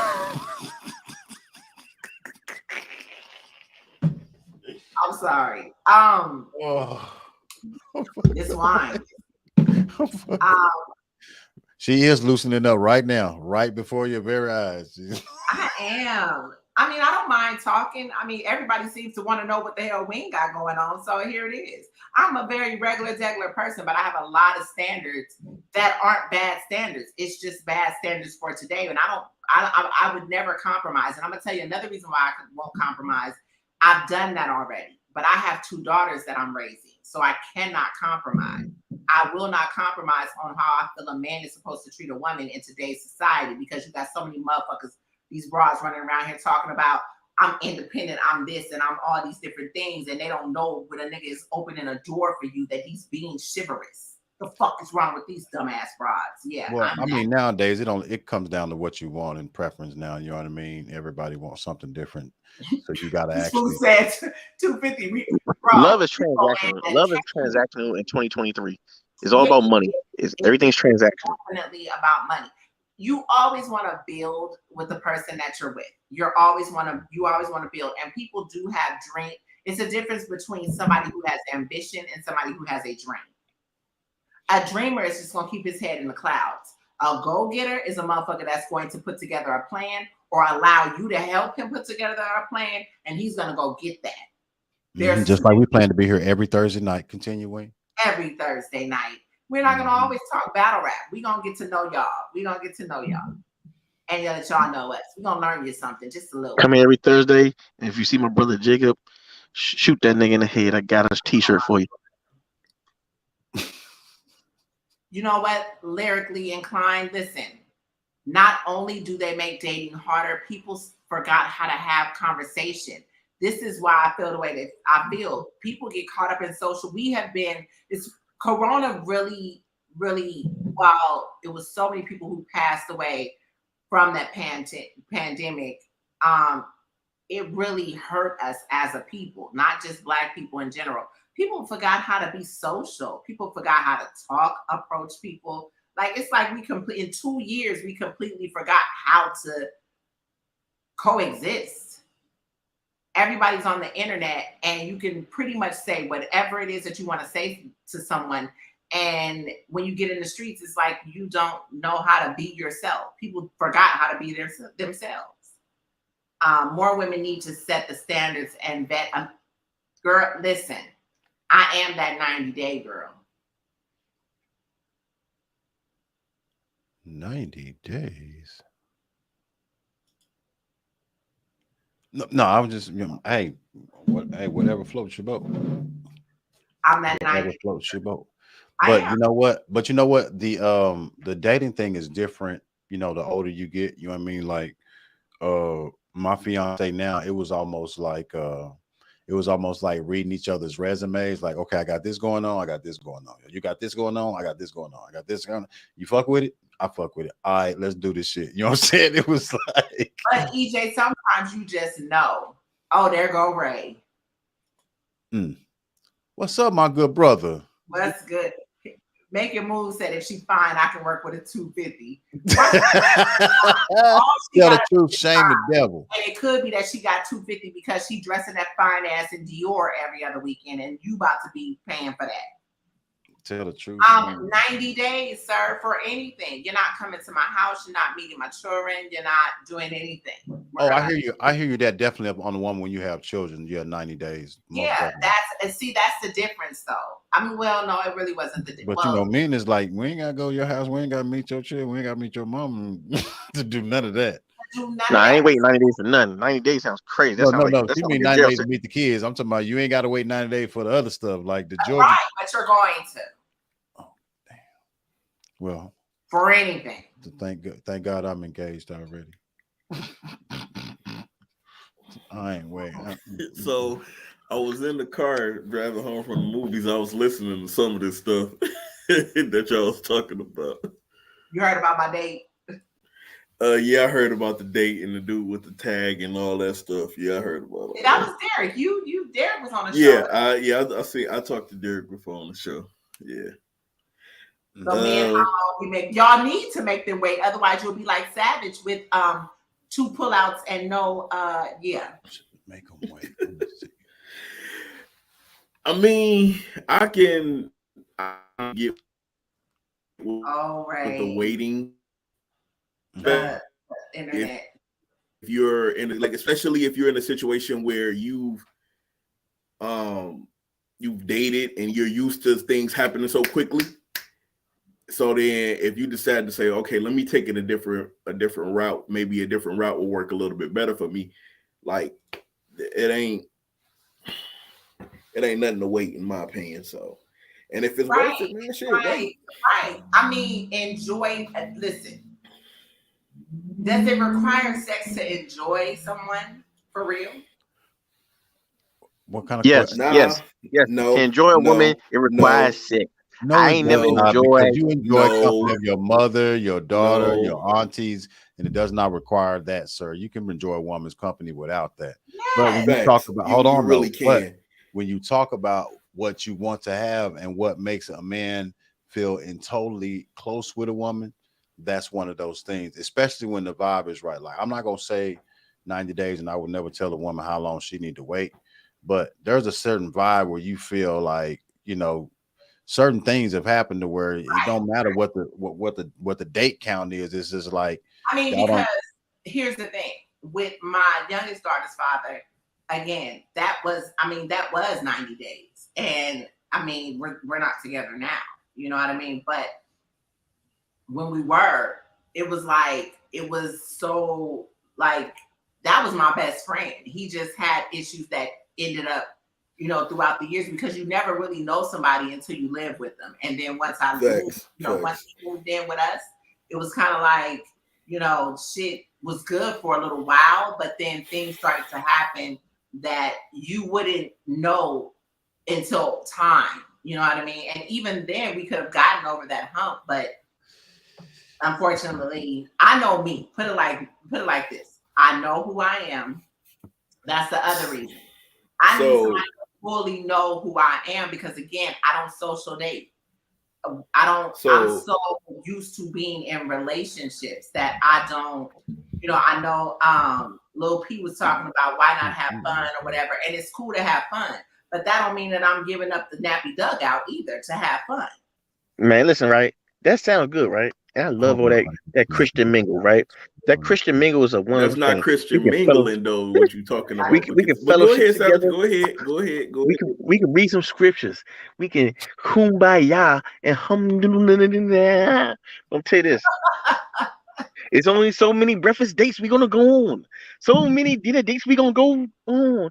And I don't get no freak on, because by time we get to the morning time, I'm gonna find my way to the promised land in somebody else's country. Can I get an amen? That's okay. I'm completely fine. Okay, so here's the problem though with all that, Savage. Nobody's saying have a conversation with the person over the Bible or kumbaya. It's plenty of things that you could talk to somebody about. If you can't find a place where you can have just a discussion with the woman, maybe you shouldn't be sleeping with that woman, bro. I'm just gonna keep it tall with you. Let me add this too, Ray. Let me add this. With my brothers, meaning y'all, we can have conversations and we will sit on the phone for 4 fucking hours. Yeah.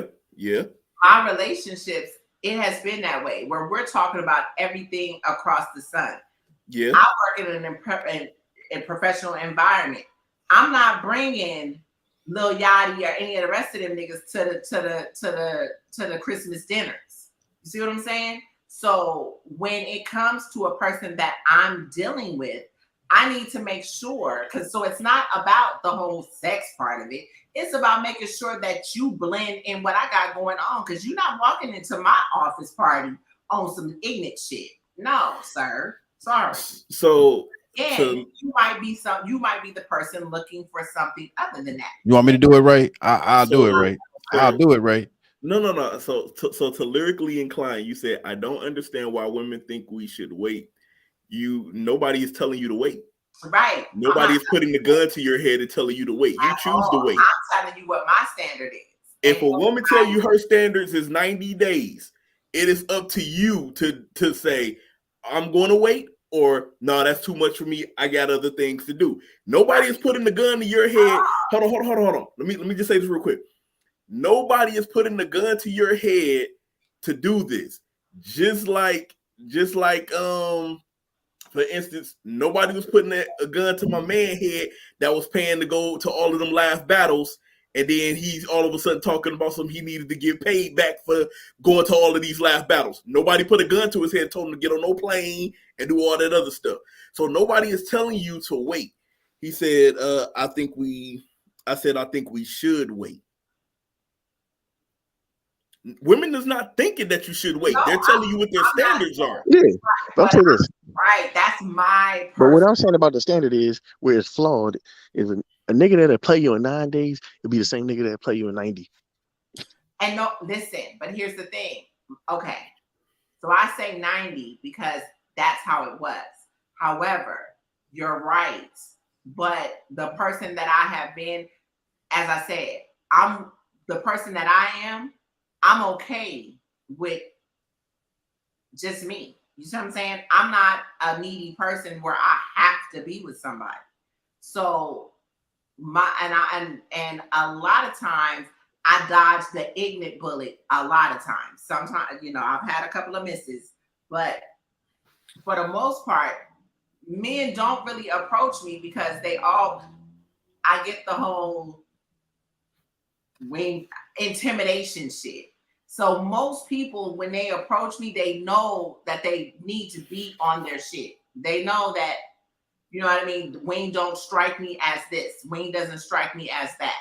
I'm not going to say to you, oh yeah, 90 days. I'm not going to do that. That's not, you know, how I do things. But I'm definitely going to test the person that you are. Because at some point, who you are is going to come out in all of that. You see what I'm saying? But Well, I'm okay with that.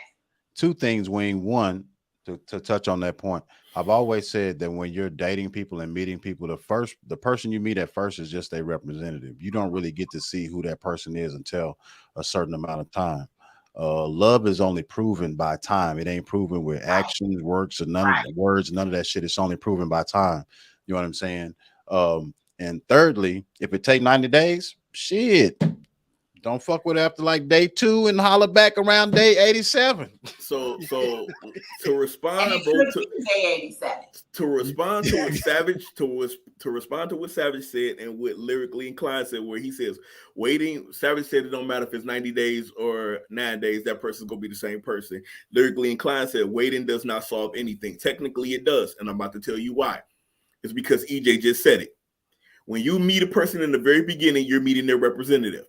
Right. You're not going to meet the same person, unless that person is exactly who they say they are.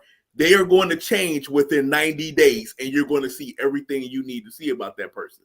Now, nobody is saying that 90 days is foolproof. Nobody said that. This is what I'm thinking a lot of y'all are not understanding. All I'm saying is it's women out there that have standards. Like, for instance, my ex, the one I dated in Canada, me and her got it in on the second date. And she presented it, not me. She did like this. She said, oh, first date was fine. Second date, we're getting in the room. You get your papers done. I get my papers done. We both come back. We swap papers to see that we're both clean. And then we go from there. That's what she did. That was our second date. And she presented that idea. So nobody is saying that it's foolproof. Right. And I mean, I'm not saying that all of my situations have been 90 days. My marriages, I mean, let's go there because I don't care. I don't look at judgment. I don't really fuck with somebody because I've been a wife. It's new. You got to marry my ass. But even then, it wasn't 90 days. You know what I mean? Let me say something. I don't want people to get misconstrued. What Wayne's standard isn't a standard that's across the board for all women. Right. Exactly. That's what a woman makes a decision to wait less than 90 days, it doesn't say anything about her character either. Because I vibe with some women and had long relationships after just meeting them after a couple of, like you said, like after a couple of dates or a couple of times or a long conversation on the phone that lasted longer than sometimes. You know, it depends. Sometimes you get on the phone with somebody and the vibe goes, you be on with the phone with them 5-6 hours. You be like, damn, I'm really, you know what I'm saying? Like some shit is really like going on right here. That's just like, for instance, shit that won't take 90 days. So that's just like, for instance, hold on. But let me say this real quick. That's like, for instance, couples that get married when they meet in 3 months, they stay together for 20-something, 30-something years versus a couple that's been together for 2 years, get married, and they only stay married for just 1 year. Well, that's what I got married to my son's mom in 3 months, and then I got divorced to that bitch 7 years later. And my third husband, we were together for 6 months. His ship was about to leave. He married me in that 6 months time. We were together every single day and never not seen each other, other than the fact that when he had to work, I had to work, and he had to leave, and that was his choice. It was not something that I put on him. That was his choice. But my standard was, I'm not moving nowhere with you as your fucking girlfriend. I will come see you because my father worked for United Airlines. I'll come see you, shit, as much as I can. But we can do the long distance. He chose not to have that happen, so he put a ring on it. That was admirable. However, we also didn't wait 90 days. You know what I mean, for us to be intimate or anything. What I'm saying is that for me, that has been just my thing because I'm just not that person to be rushing into anything with anybody. If it happens, it happens. I'm not, you know what I mean? That changes. But I'm not that one girl person. I'm going to tell you that. I'm not that 1 week. I'm not that 2 week. I'm not that. I would never be that. I'm sorry. That's not. All right. So here's the thing. Lyrically Inclined is saying a whole lot, and I'm trying to like respond to a lot of it. He said, y'all think it's too, y'all think y'all making it too hard. Either you rock with me, you don't. So that you saying waiting 90 days is too difficult. Like, I'm not understanding how you can say, if you're investing your time, no matter if it's a couple of hours, if it's a couple of weeks, a couple of months, you're investing time into one another. Because there was another part where he said, so we should wait to invest in the woman. You're investing your time, period. No matter if you're spending money, if you're not spending money, if y'all just going to a park and just walking and talking, you're still investing time. Go back to Miss Me with that. But I'm gonna say that though. If it take you 90 days to determine if you fuck with somebody, you really don't fuck with them. Because it don't take you 90 days to really determine if you fuck with somebody. But here's the thing. No. Hold on. Because this is where this is what you're not understanding, Savage. Yes, you're correct. It doesn't. But sometimes women feel like, okay, I've been burned by so many of the people in my past. I need to at least put up some kind of barrier to see if this person that I am with is worth it. So you gonna make me go through all this shit, all the sins of the other niggas. That sounds crazy. No, Savage, stop. So hold on, Wayne. Savage, cut the bullshit. Because you've told us in private conversations that you put women through shit based on what happened to you in your past. Stop doing that. Stop. We're not about to do that. We not. They do this all the time. We not about to do that, Savage. We is not about to do that. Stop. Stop the cap. Hit the cash app. Stop. Stop the cap.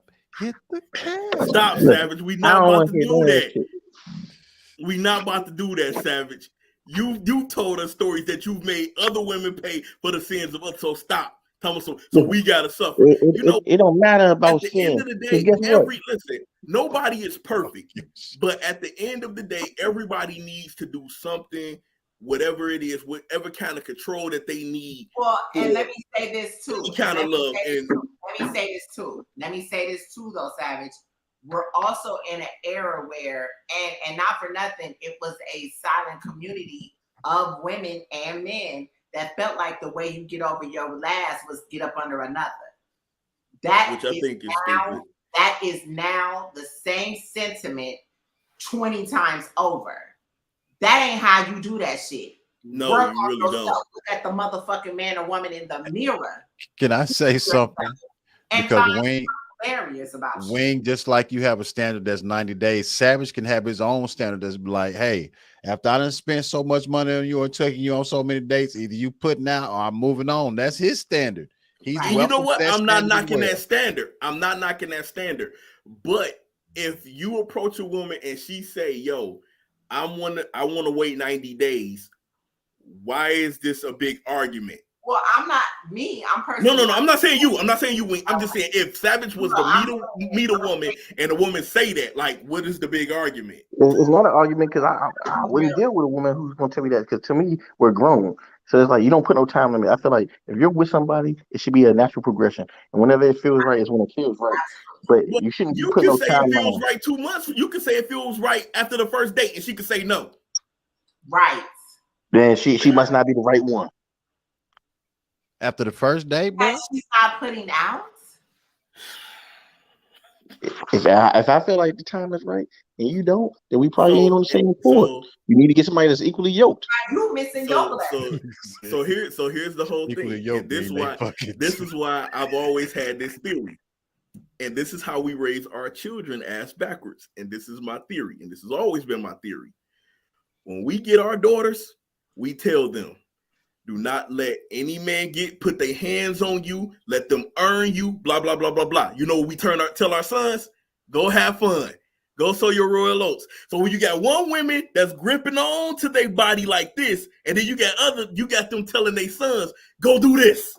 Go have fun. So now when you got everybody, all the men doing this, and the women like, boy, calm down. What you doing? We done sat up there and confused everything. Because we done pushed our kids, we done pushed our sons to go out there and just have sex with anything. Sow your royal oats until you're ready to sit down. But then we tell our daughters, no, don't just let anybody just enter you. Take your time. Let them earn you. Blah, blah, blah, blah, blah. So then when we get older, we up here like we sitting up here as grown men and women thinking, okay, where's the confusion at? The confusion started at young. My parents didn't do the sex talk. Neither one of my parents did the sex talk. Let me say this one thing, please, folks. Let me say this one, folks. Because Mr. Ray, as well as there are young men who were told to go out and sow their royal oats, there has to be someone to sow those royal oats with. There is a whole lot of hot in the tail young girls. You misconstrued my point. You misconstrued my point, but go ahead. I'm not misconstruing, but I'm just saying there's equal opportunity out here, like the same way. And so the thing is that teenagers and young folks do what they're gonna do regardless. You tell them one thing and it'd be another. Like some woman is telling her daughter, go out there and be sanctimonious and all this. Meanwhile, her daughter's playing hide and go get. You know what I'm talking about? We know because we were the one playing. You know what I'm talking about? Hold on. Because there's something lost in translation there. Because even with my oldest daughter and the talks that I had with her and her boyfriend, longtime boyfriend since high school, after I told her not to date. But anyway, that's a whole nother conversation. My daughter waited because those were her standards. That's what I was saying. With my dad and my mom, they never really had they never did. I think my mother told me when I was young, you get pregnant off of eating ice cream. You know, so like she was playing, but ultimately it was they completely evaded that conversation. What they said was, know your worth though.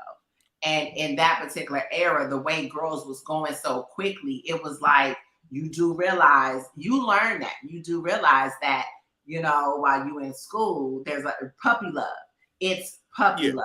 Yeah. You know what I mean? So it was other ways that they explained certain things to me. But again, I had a very deeply rooted background that showed me what it's supposed to look like, or at least what, you know, what our union, as far as the family, was supposed to look like, and what I wanted. Now, understandably, I've always been an unconditional person, but I still have my standards on what I choose to do.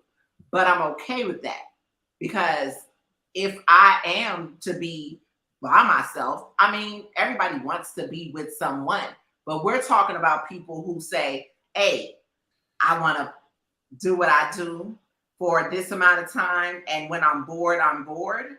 And then we're dealing with people who are looking for future situations. You got more people who are looking for the right now. I'm not the right now person. That's all I'm saying. I've never been, and I never will be. I would much rather do, and again, those, when you get older, a lot of that came by way of, I have daughters. Right. It might be a little different with a son. I don't know, but I have daughters. I don't bring men like that around my kids. I never have. I've been married most of my life. So now being in this whole little dating world, shit is so different. But I don't feel like I have to change my standards because of what the fuck people are. These motherfuckers is going crazy. And like Miss Me With It said, a lot of you niggas might need to slow y'all asses down, because y'all end up with these crazies and stuck with them for 21 years. So, okay. Because everything you're saying is 100, like, I agree with. Now, to this point that Lyrically Inclined says that's why I put it up there. I knew Ray was going to tackle that joint. I knew he was going to get it with money. Technically, yes, you're correct, but technically, no, you're incorrect. Women are told to basically get you a man that can take care of home. If he cannot provide for you what I am providing for you, then you don't need to be with them. Now, this goes to Wing's point. Wing said something got lost in the translation, that in this generation, women took that as just money. That's it. That's a true statement, Ray. It's just money. You cooking. So. And the upbringing changed. A lot of let him cook, Wing. Let him cook, Wing. Let him cook. To me, I've always said this. I think I've said this in private conversations with Wing, that, you know, we both men and women, it's like we're explaining the same things, but we're using the same words. But we're so busy arguing with what it is we're trying to say. And it's like when you sit back and listen to it, we're all saying the same thing. That's just like prime example. A couple of days ago, and I'm gonna be quick. A couple of days ago, I had seen this post on Twitter where all the men was like, somebody was like, give women advice. Women, please listen to us. Blah blah blah blah blah. So on and so forth. Women don't do this for us. Women don't do that, and they just be going. But then I happened to be on Instagram 3 days later, and it was something in reverse, but it was for women. And all of the stuff the women were saying, the men were saying. And the thing that just hit me was like, oh, so neither side don't want to listen. Everybody is so busy with wanting to be right and playing this game of who is hurting who the most. Is men hurt more than women? Is women hurt more than... Nobody is listening, but everybody is saying they want the same things. Competition. And the crazy thing is, Wing, is competition about, oh, your side hurt me more. Like, oh, I've been hurt. I've been burnt by more women than you've been burnt by more men. And it's like, yo, both sides need to just sit back and listen. But everybody is so busy on trying to concentrate on the hurt. Nobody is trying to figure out, how do we fix it? How do we get over it? And like you said, nobody is taking the time to just heal. Everybody wants to say, okay, I'm done with him. Let me get under the next person. I'm done with her. Let me get under the next person. No, take your time and heal. And heal. Absolutely. Let me also expound on that because, looking for a man with money. And listen, that's a double-edged sword. So while you may have that consensus from women, you don't know what some of those women's story may have been. You know what? We're actually going to talk next Thursday. It'll be kind of old, but we'll talk about a specific situation that occurred with an analyst that we'll talk about that later. But to expound on that, we talked about that earlier. My first encounter, which it wasn't my encounter, but it was just a story between my mom and dad, family, whatever, on how my mom and dad met and how they were. My dad used to always come around. So my mother knew him. You know what I mean? She saw him. There was an attraction there. He asked her for coffee. She went. I think that was maybe the third time. She went the third time, asked for coffee, whatever, or, whatever. They go to coffee. He asked for a second date. In that second date, she was like, yeah, you're not going to be coming around with gym clothes on, your PT clothes. We're not doing that. My mother went and took my father shopping. This is how you're going to look when we go wherever. That man married her. And even though they divorced when I was 10 years old, my father stayed in the house until I was 15. We've never not been a family unit. You see what I'm saying? And even after the divorce, there was no fighting or whatever. They always loved each other. So when I look at things, the way I look at things just in life, I'm not saying that there's no men like that ever in life anymore. But the time that we live in, parents are getting so much younger. But wait. Girls that don't have fathers. But see, this is where the gist of it really comes from. The issues with black male and female relations, on a serious note, started with the Jim Crow and the disenfranchisement of the black man. Because once they took the black male out of the home, they made him look. They did everything to make the black male weaker in the black woman's eyes. So everything has really been to dehumanize the black male in the eyes of a black woman, and they pump up. Because if you look at every other race, whether it be white people, Spanish, whatever, you never hear them say, I can do bad by myself. Male, woman, no. Their whole mantra is always family. They made it a point through the 60s and the 70s to have black women be on their super independent saying, I don't need no nigga, I can do bad by myself. And help destroy the black home. Well, what you have to understand is that actually the whole disenfranchisement of the nuclear family started with World War II, when you had lots of men who went off to war, and women, instead of being traditional stay-at-home wives, a lot of those women went to work in the factories and worked the jobs that men had vacated. When those men came back, now those women had money in their own pocket and they had their own ideas and things. So that's where it actually started. Now and they had more white women on welfare because they didn't know how to do and there was an attachment with the feminist movement somehow it got attachment to also to black women, when actually black women really wanted something different than what white women wanted. You know what I mean? Mm-hmm. Like when Ray talked about the comment about women that wanted are taught to want money. It isn't that. Traditionally, from where we come from, the man, the first thing he's taught is to provide for his Mm-hmm. family and to Mm-hmm. protect his family. And a lot of times in this society, that doesn't come with a barter system. That comes with money. The only way you're going to be able to provide for her is you're going to have a steady and a stable job in order to provide for that woman and that family. So that's what they're looking for overall than money. They want to be at least, you know, and then some of them, they don't even care if you can do it as good as they daddy do. You know what I'm saying? Just do something. You know what I mean? They can help you do it. A lot of times dudes don't have any goals for any woman to help them aspire to, and they wonder why they stuck in the same place that they've always been stuck. Or you become jealous of the fact that she's making more money than you be, and you start to feel less than a man, although she never put that on you. Those were your own insecurities that you put on her. And to piggyback off what both of y'all are saying, I've been in that too. Wing, you about to have me starting, but to piggyback off of what both of y'all are saying is, to EJ's point, you know, nowadays nobody has goals for themselves no more, because I was telling my friend a long time ago, I was like, the jobs that they give us now, those jobs is placed here for us to forget about our dreams. Clay Brown, listen. I was like, listen. So Clay Brown, don't be saying what I just said and remix it and type it in the comments.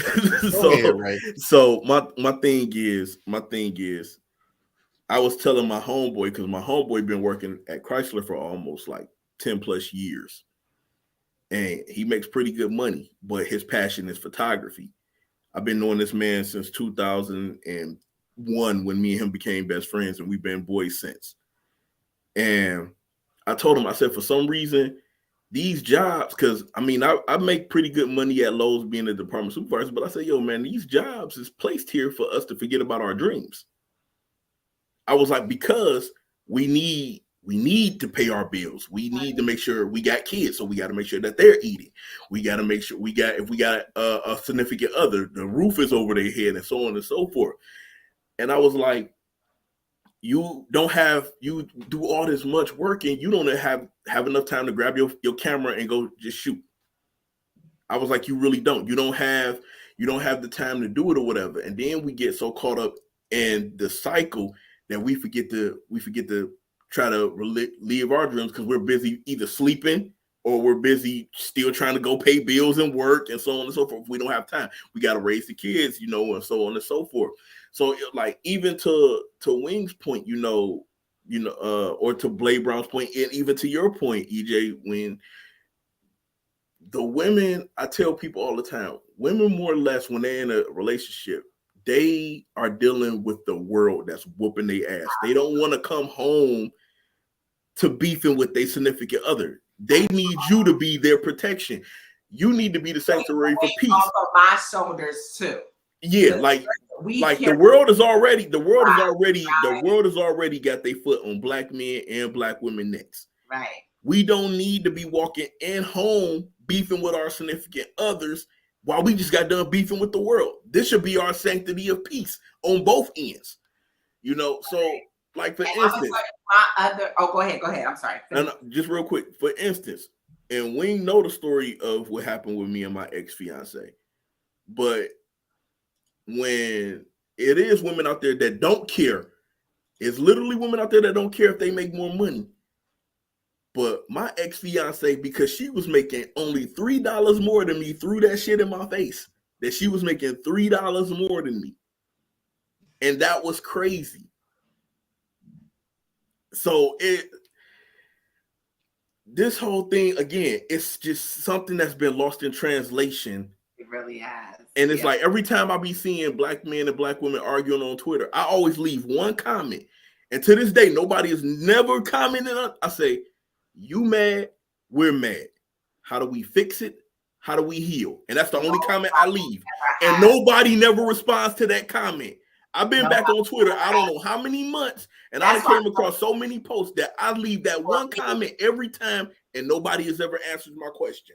For me, I really, like I said, with the whole 90-day thing, it's really, it is a boundary, but at the same time, I know me.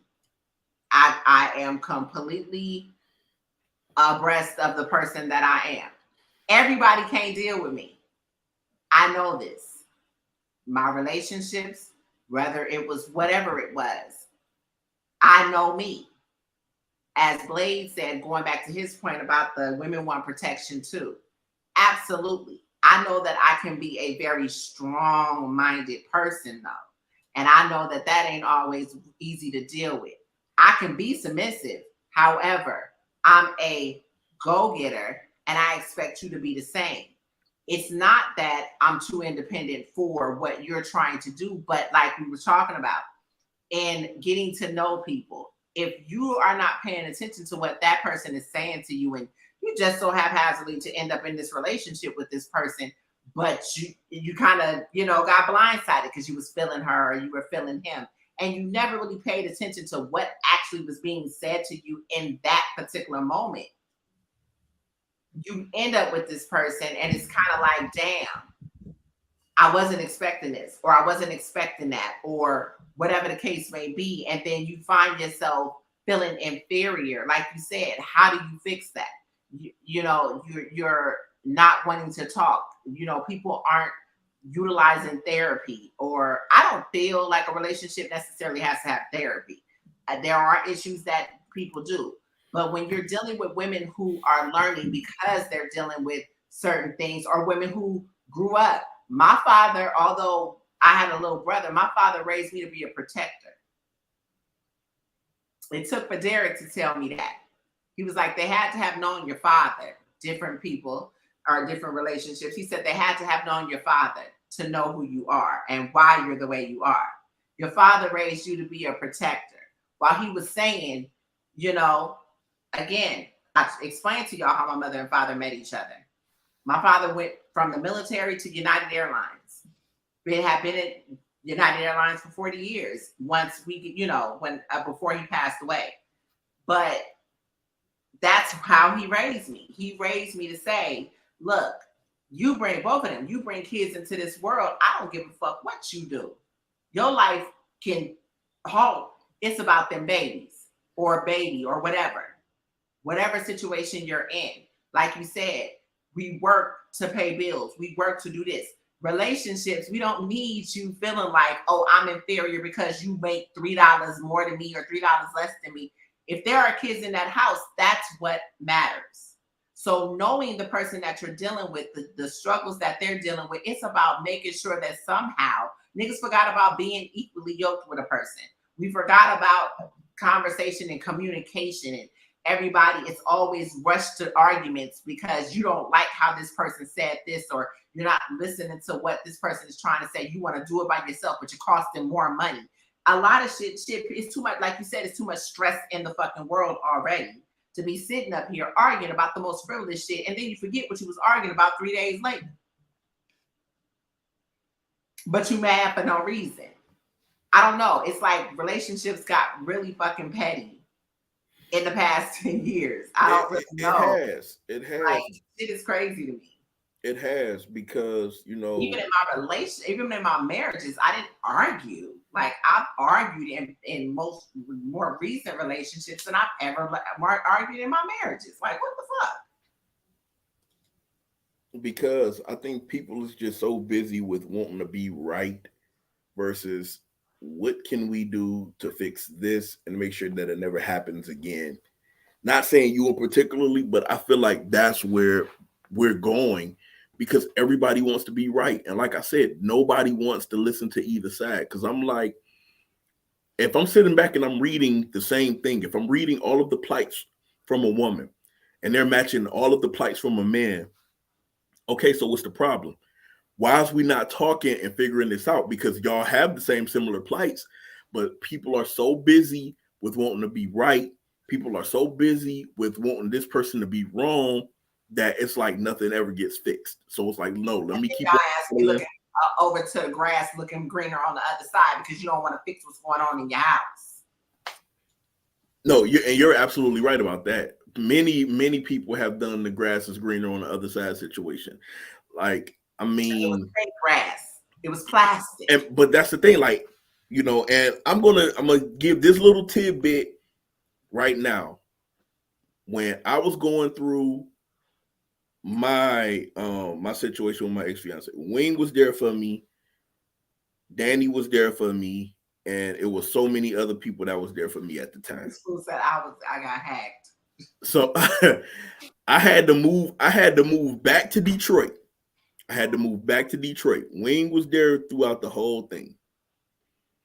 And I just kept saying, yo, how am I going to get over this woman that I've been with for 6 years? I put a ring on it, was trying to marry her, was in love with her kids and all of that. And it sucked. It literally sucked that I had to start all over. And a year and maybe a couple of months, I'd probably say about 13 months, like it took me some time to like finally heal and try to like get back out here. But getting back out here, I'm gonna tell most of y'all this now. If y'all are in a relationship, don't get back out here, man, because the dating pool has pee in it. They got strychnine in it. Like this dating pool is completely different from.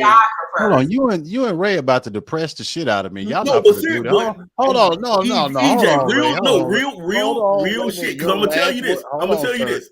EJ. Words were, people, if you're gonna date out here, the dating pool has pee in it. How is that not negative, sir? EJ, listen, and I'm just keeping it real with you. Now, I don't know how long you've been with your significant other, but I was with my ex for 6 years. It clearly is a switch that happened from 6 years before I met this girl to now. That is just weird. It's just it's mad weird. It is. It's because people don't communicate the same. People don't communicate the same. And you know what? It could be that. That reminds me of the Dion Cole joke. He say, "How many people are here over 30?" Everybody clap. And he said, "Remember when y'all was the future?" So my thing is, am I giving up? No, of course not, because I'm pretty sure it is somebody out there. But I'm just basically, I know I'm gonna be raising a lot of cats. all I know is that it took me a while. It took me a while to get over her. And even from time to time, I just had this conversation with my boy a few months ago. I was like, I'm still not completely 100% over her because, again, the time we spent together and the time that I was in those kids' life, period.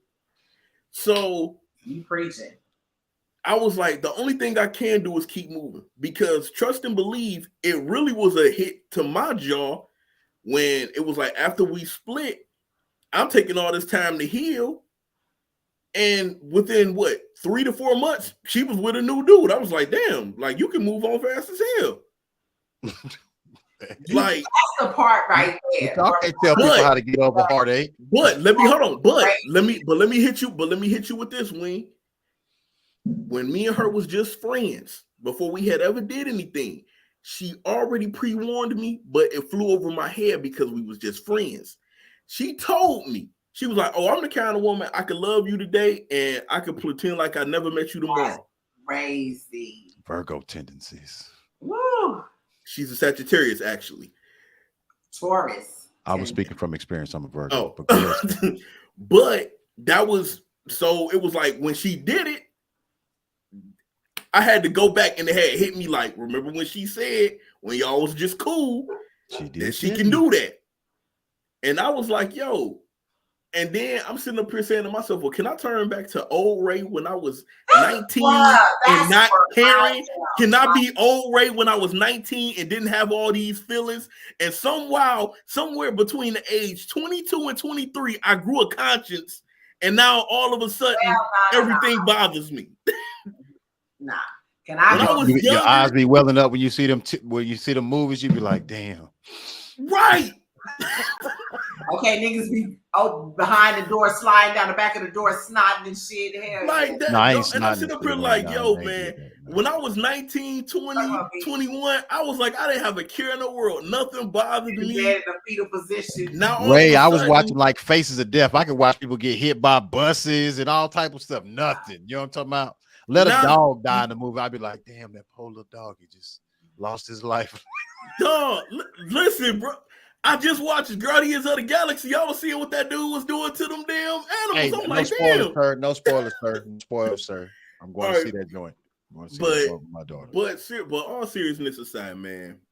I mean, after all this time, I was able to heal. I was able to still stay in school. I graduated July, all of that stuff. So it's like, Congrats. you know, you just got to keep moving forward. You can't let your life stop just because things didn't work out the way you wanted it to work out. You know, Yeah, but so. you can be mad about it. Oh, I was definitely pissed. I ain't go front. I was definitely pissed. But it was like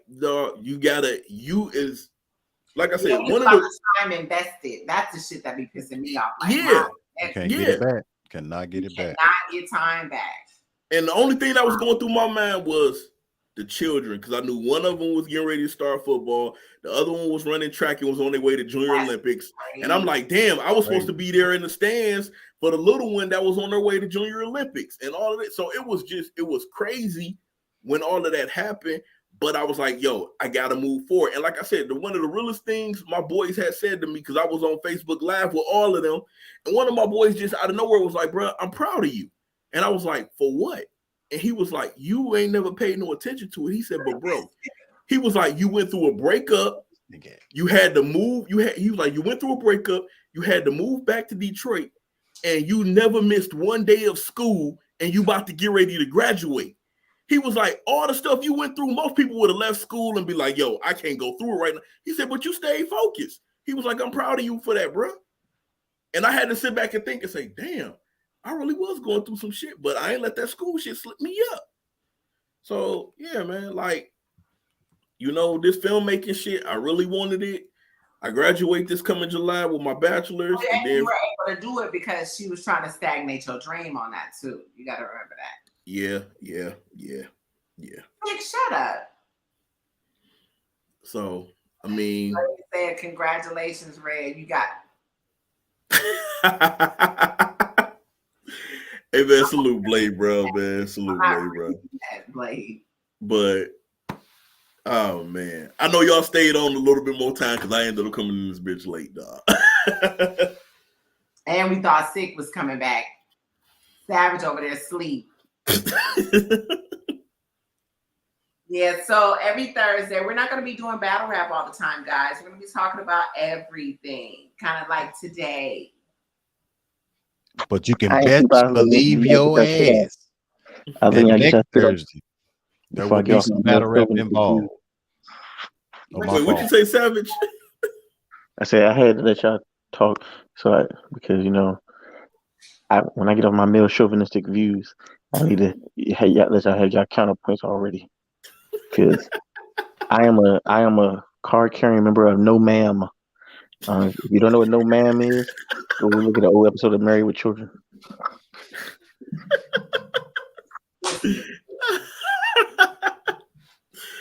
Oh man, You are not still here. You are in the comments. You're not up here. So and what's crazy is Ray drove up and Sick jumped in his car and then left out. What the hell happened, Sick? What's going on, bro? Oh man, Sick got sick because he ain't got no bitches, so that's what he's looking for. Oh Lord Jesus! Put on some Drake. Sick, you in a car? Put on some Drake. I'm telling you, the bitches will come. Put on some We Drake. was trying to watch. Put on some The bitches Drake. will come. We was trying to watch. Oh man, miss me with that. Thank you. I appreciate that. Like the Divide and Conquer weekend. oh man, this is gonna be. I really like this card, man. I'm looking forward to all of the battles, really. So Yes, indeed. I can't wait for us to come back next week and recap everything.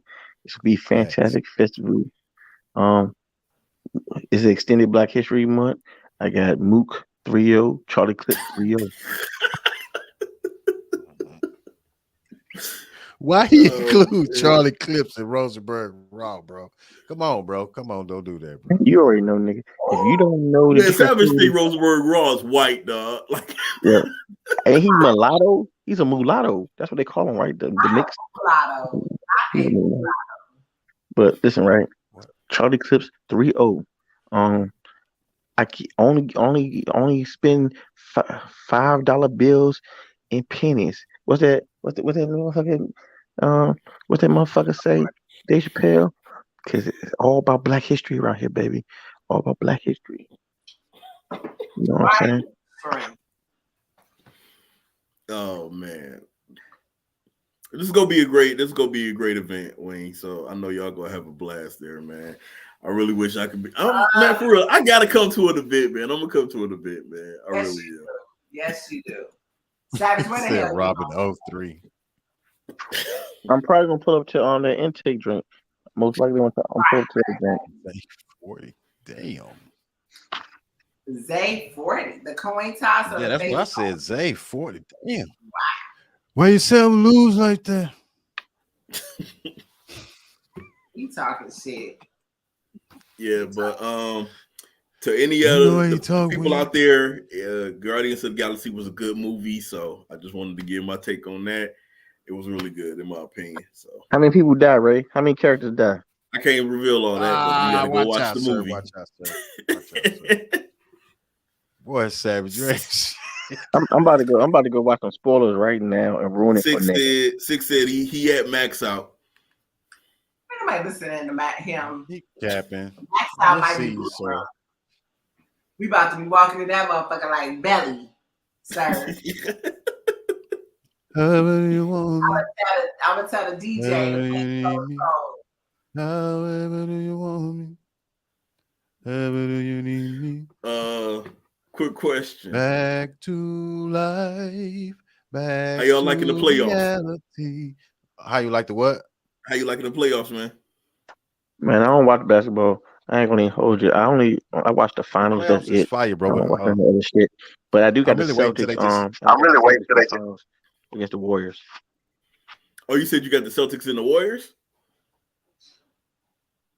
Yeah, because the fucking 76ers are ass. Not low key, more. The spirit of 76. Six said he got Miami Heat. Who you trying to see in the finals, EJ?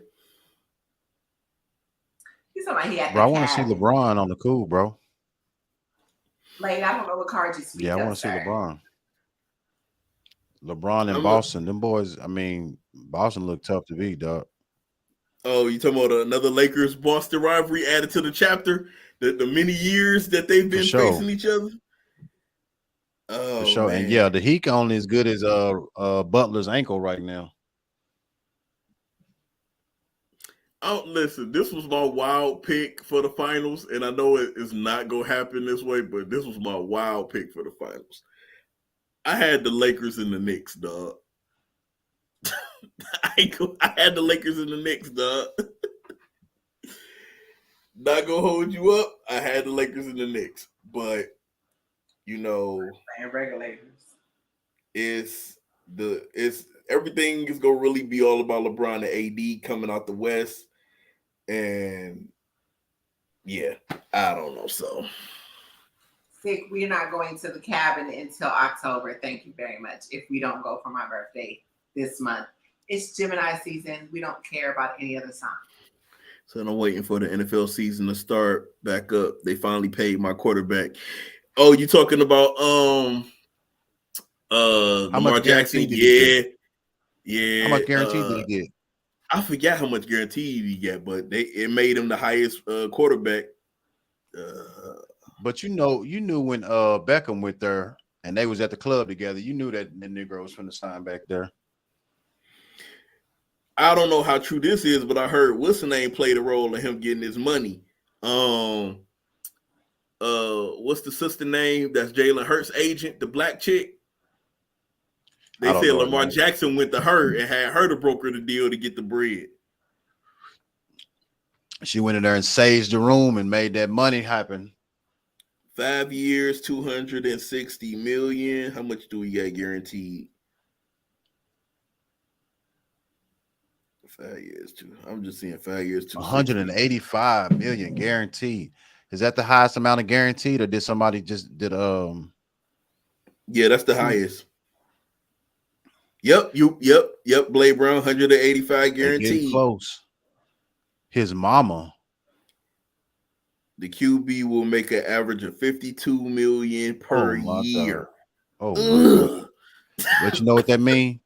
Them owners is making, like Shaq say, $1 billion. Rich is Shaq getting checks. Wealthy is the nigga who signed Shaq checks. You know what I'm talking about? Yeah, Chris Rock said that. Zig said his mother brokered that deal. Oh, that's it was fire. Mama, you know I love you. True, but the people that make the most money in sports, though, people be sleeping. It's them baseball players and them soccer players. Guaranteed. Them baseball players, them soccer players be making the most money. They make more money than NBA soccer players and bro, NFL players. You know who else make bread? Those Formula One racers. Yeah. Yep. Boy, they make stupid bread. They be up at the top every year. Oh, his mother is his manager. He doesn't have an agent. Right. That's why I was thinking, dear mama, he got to get a hell of a Mother's Day present on the 16th or the 14th when is Mother's Day? Say it again. He got to give her like a whole 2 Prices Right showcases. Listen to that says baseball has no salary cap. No salary cap and guaranteed contracts, fully guaranteed contracts. That's crazy. Shoot. Well, we're going to get out of here, I guess, because I'm getting tired. This drink has set in. Yes, indeed. Those Vidania, peace and blessings. To all y'all. Follow me on Twitter. I gotta get to at least 1,000 because motherfuckers be hating. But so follow your boy. Buy some shirts. The same old. And hey, fuck the cap. Hit the cash app. Ray, any last words, sir? Y'all are horrible. Y'all are absolutely horrible. Ray, any last words, sir? Oh man, it's halftime. 67-56, Golden State. That's all I got. Wing. That says she is not following you. Miss me with that. They miss me with that. Said she ain't following. Well, y'all see all of our names, so follow all of us. Damn it. Facts. Wing. Any last words? Get that pay-per-view individually priced at Rare Breed NT. Blade Brown, we gonna discuss that next episode. However, you can go to Rap Grid as well and do the same exact thing. Tickets more than likely will not be available, so please do not pull up sitting outside looking crazy while we all inside. That's all. Well, you know me, Wing. I only have one last word. Monty! You are now rocking with DJ Ladybug. You already know. Yeah. Get into it. Here it go. DJ always at Wave Gang Radio. We talking about man on the street, Mr. Polo. We rocking out. Co-star, pretty money. Yeah, you know the money pretty. In the smoker and why? Yeah, I heard he run the city. Gang. You already know what the squad do. Blood and everything. 2020, what we into. You already know the name. Monty King Jigger. Get your watts up. Ask around. I'm a mean spitter. Go get a flow spitter. Pinch hit a rim spinner. DJ Ladybug is the plug. Keep it low tenor. Back on my intros, you all know the info. Just call me Monty on everything tenfold. Wave Gang. Hey, bring the whole thing down with the crew right in front of his face and give me space. Yeah, why you keep talking about the chat like a shit? Say, Che, nigga, fuck you think she gon' break down? I don't get a Chanel. Get her back home, I'm giving her hell. Truth or dare, I don't kiss and tell. Bitch, I go nuts like Chip and Dale. Already to death on the tall bar. She wanna talk my head out, she a lot jaw. I thought you ain't no shotgun, right? Shotgun with a shotgun and a hot car. Little bitch gon' cut on YouTube. Hey, bitch, she feel like new,